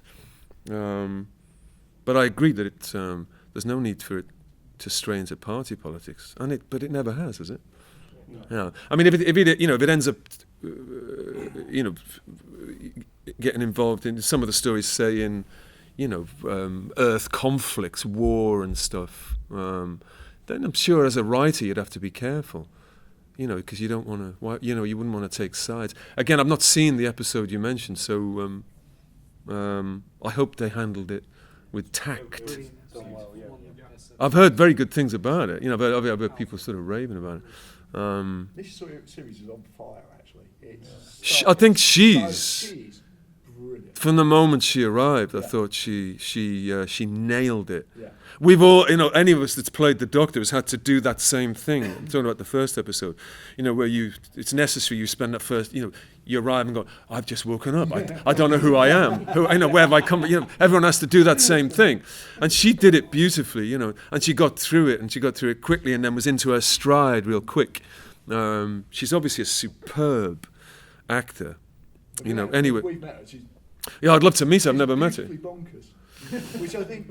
But she's technically really deft as well. As another actor, like watching her, she's doing things immediately. You're going, wow, she's just great. She's completely. I mean, and look how Capaldi started, Matt Smith started, even Tennant himself. Was a very confident actor. If you went back to their first few eps, they're feeling their way in. It's just the way it is. You're stepping into something that other people have done before you, which is a little bit of pressure anyway. She didn't seem to have any of that. she just seemed to just dive in, you know, with humour, and that was the best way. What you had to do, because you had such a short period to do. You've had in many ways the toughest job. I had a weird job, but I think. Because you had to nail it, and you're still remembered as the Doctor, which means you did nail it, and everybody enjoyed it. I suppose that when in '96 when we did that telly pilot, that was almost a double weird job, because it was meant to get a series off the ground in the States. Yeah. You know, so that was that huge departure. You know, if it had been successful and a series would have gone, you know, then. Well, I'd have belonged to them for 6 years, and we'd have made a series in North America. So the Doctor would have moved lock, stock and barrel to North America. It would have been, you know, you can imagine. It didn't happen, which is why we've got Matt Smith, David Tennant and all those, you know, since. But it was a strange pressure, you know, given that 5 years before they'd got rid of Doctor Who in '89. So... But the fans still existed. It had been on for 20 odd years, and the chief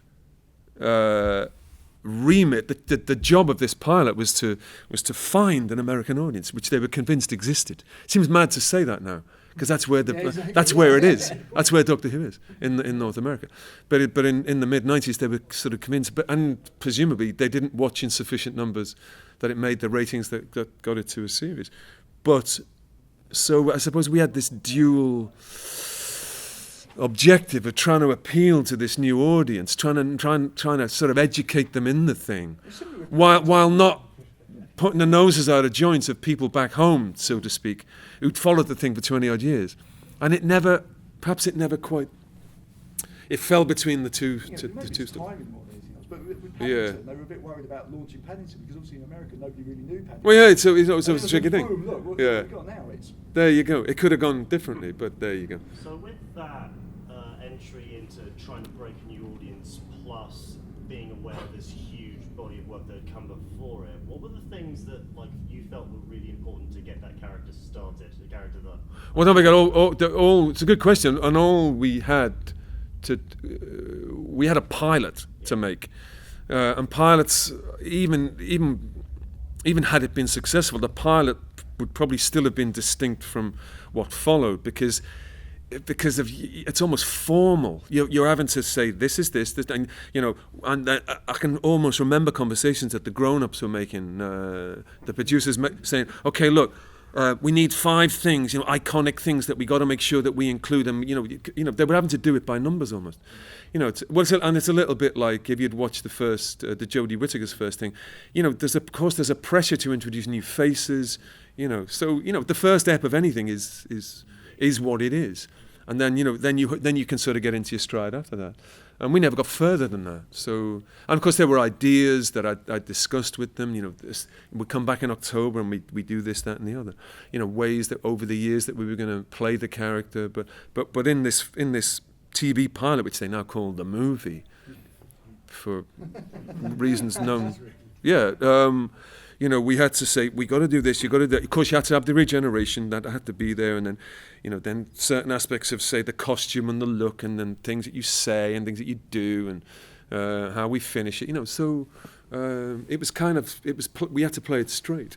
Plainly, it wasn't enough.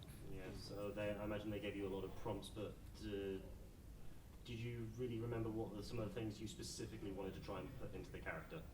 Back when it was all fresh and you weren't too sure. Well,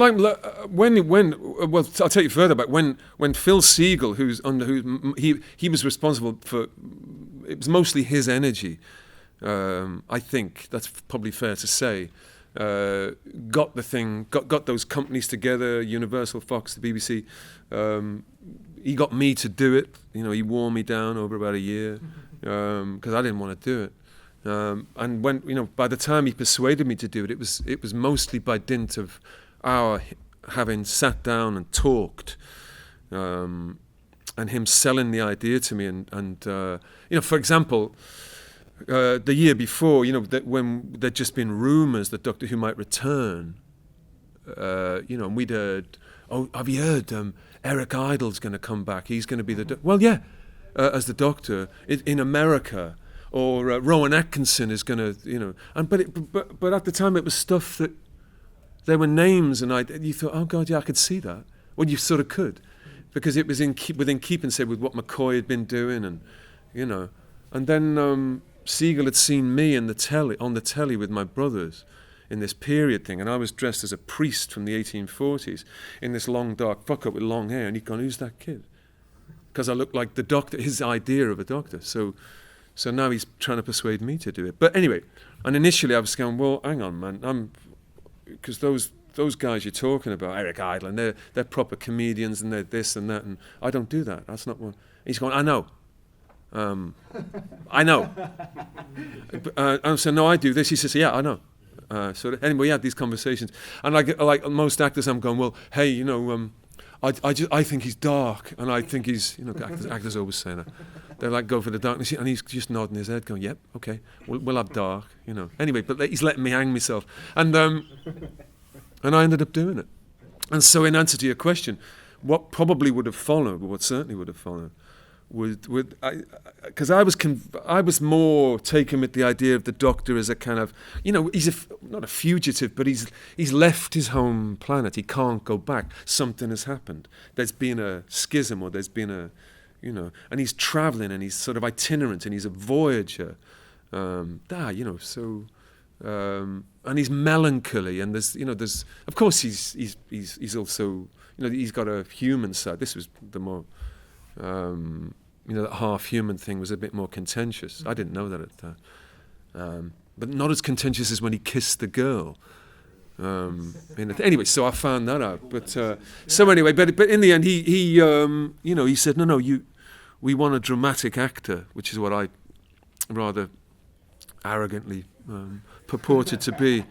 But he said, no, that's what we want, you know. And as has been proved since, that's what he is. That's what you know. And Jodie Whittaker, like, you know, Matt Smith, is, first and foremost, is just a really solid, lovely actor. That's what you need.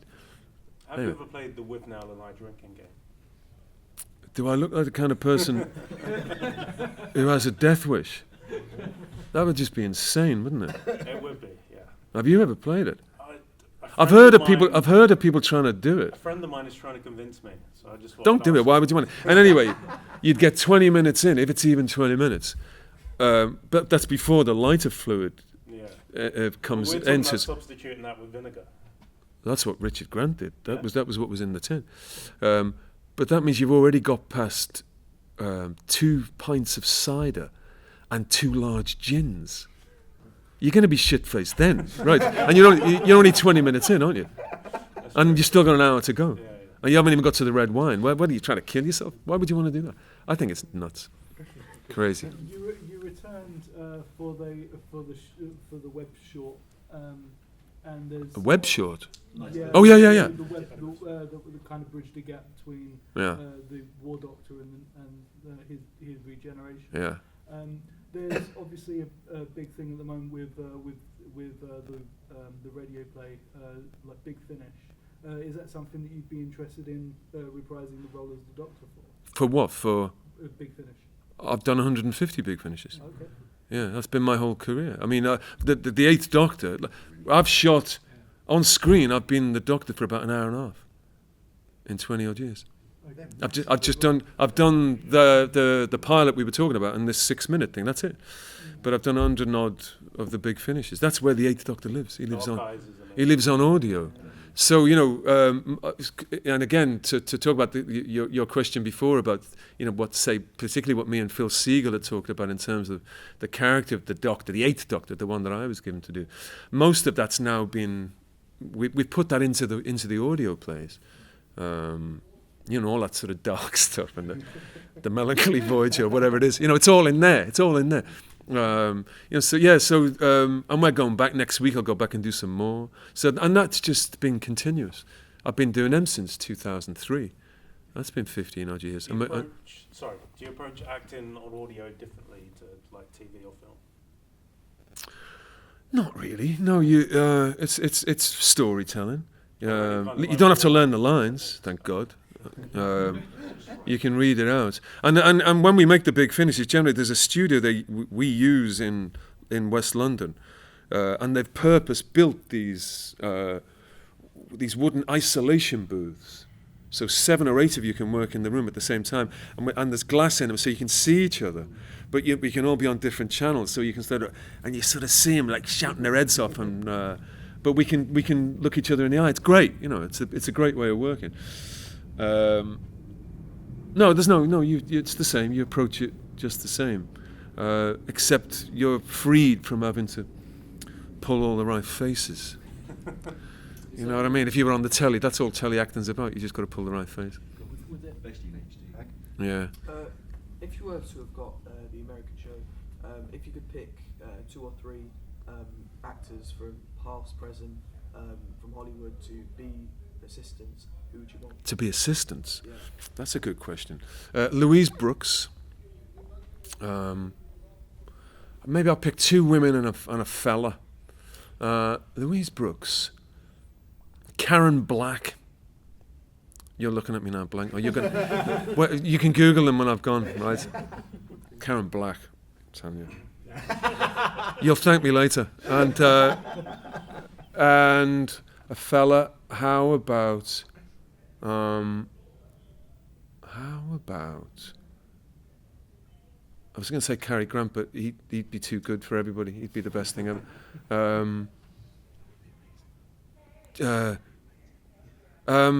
Who played Little Caesar? What was him in the silent movies? Who was that? No, Little Caesar. What was his name? Who? Edward G. Robinson. There you go, Edward G. Robinson. He'd be the best, man. He'd be a fantastic. I tell you what, he'd give Bradley Walsh a run for his money. I tell you, Edward G. Robinson. Or maybe the other way around. Don't you think Bradley Walsh is fantastic? He is amazing. He's spot on. He was a revelation. When I knew he could act. Me and Capaldi did a job with him years back. Because he came from football. He was a professional football player. He's done lots of stuff. But when I saw that first ep with Jodie in, and particularly when they got to that funeral scene, I thought, wow, that is as good as anything. He's beautiful and he's subtle. He doesn't give it away, and it's just like I tell you what, he's the quiet revelation. Yeah. She can do all that stuff, but he's gonna anchor it, somewhere just beautifully. I think. Yeah. How was it recording the new audios with Sheridan Smith again? That was a hoot. Yeah. Obviously you can't. No, but I can tell you we had a laugh because that'd been 6 or 7 years, since she'd been there. No, we had a real good time because we lost her to superstardom. Yeah. It was nice of her to deign to come back and grace us with that royal. It was like a royal visit. No, it was great. And you know what I liked as well? For the first half an hour, she was nervous because it meant that much. Yeah. It was really sweet. She's Sheridan Smith. Yeah. Is there any historical characters you like to meet in the audio book, like you like to interact with? Historical characters? Don't know. David Bowie. Karen Black. Interact is putting it mildly. Sorry, just one more question left. You've probably been asked 1 million questions over your career about everything. Make it good then. It better be a good one. Is there one question you wish someone had asked you but they never did? And if so, what's the question and what's the answer? What would you like your fans to know about you? What would I? You're going to regret that. Make it good now, aren't you? Yeah, I'm regretting that now. Yeah, I've dug a hole for myself there, haven't I? You got to come up with a good question. I have, yeah. Say it again. What a question that I wish someone had asked you but they never did, or something you'd like our fans or readers to know about you. Something you'd like to tell your viewers. No, there isn't one. And you know why? Because I believe that actors should have a little bit of mystique. I'm genuine. You can't give it all away. I mean that. Go on then. I came from a 4-year-old boy once, and it was, do you see the invisible people? It was one of the kids I had to ask. Do you see the invisible people? Yes. I'm a famous insomniac. Seriously, for years and years. And so I have if I'm in a bad bout, I have, I suppose I don't know what the word is, but I would call them micro dreams, waking dreams. Yeah, I could dream now when I'm awake, and it means that and that's in a bad bout, and they might only last for 4 seconds, and in those 4 seconds, I've seen some invisible people. Let me tell you. It's really disconcerting, and it means, I know you talk to any and somebody, but it means you've got to, of course you can't drive, it means you've got to leave the car at home, because, why would you want to? But so sometimes I get them. Yeah, I've seen some weird things. Actually, that would drive me crazy. I wake up early because I'm worrying about something, but to not sleep in the night, I couldn't. Or to dream, like I say, to dream briefly while you're still awake. Yeah. And sometimes it's quite ordinary. I'll say, I'll think that we've had a conversation about something, or you've said, and it might be one of my kids or a friend, and they go, "What? I didn't say that." No, I said, "No, it was 10 minutes ago," and they said, "No, you dreamt it," and I literally have dreamt it. Yeah. So, I've seen invisible people. You've seen the invisible Yeah. In fact, I think I'm seeing them now. I think you're all. I think use it all in my dream, mate. And in fact, I'm lying in that hotel across the way there. Yeah. Brilliant. All right. That was wonderful. Thank you.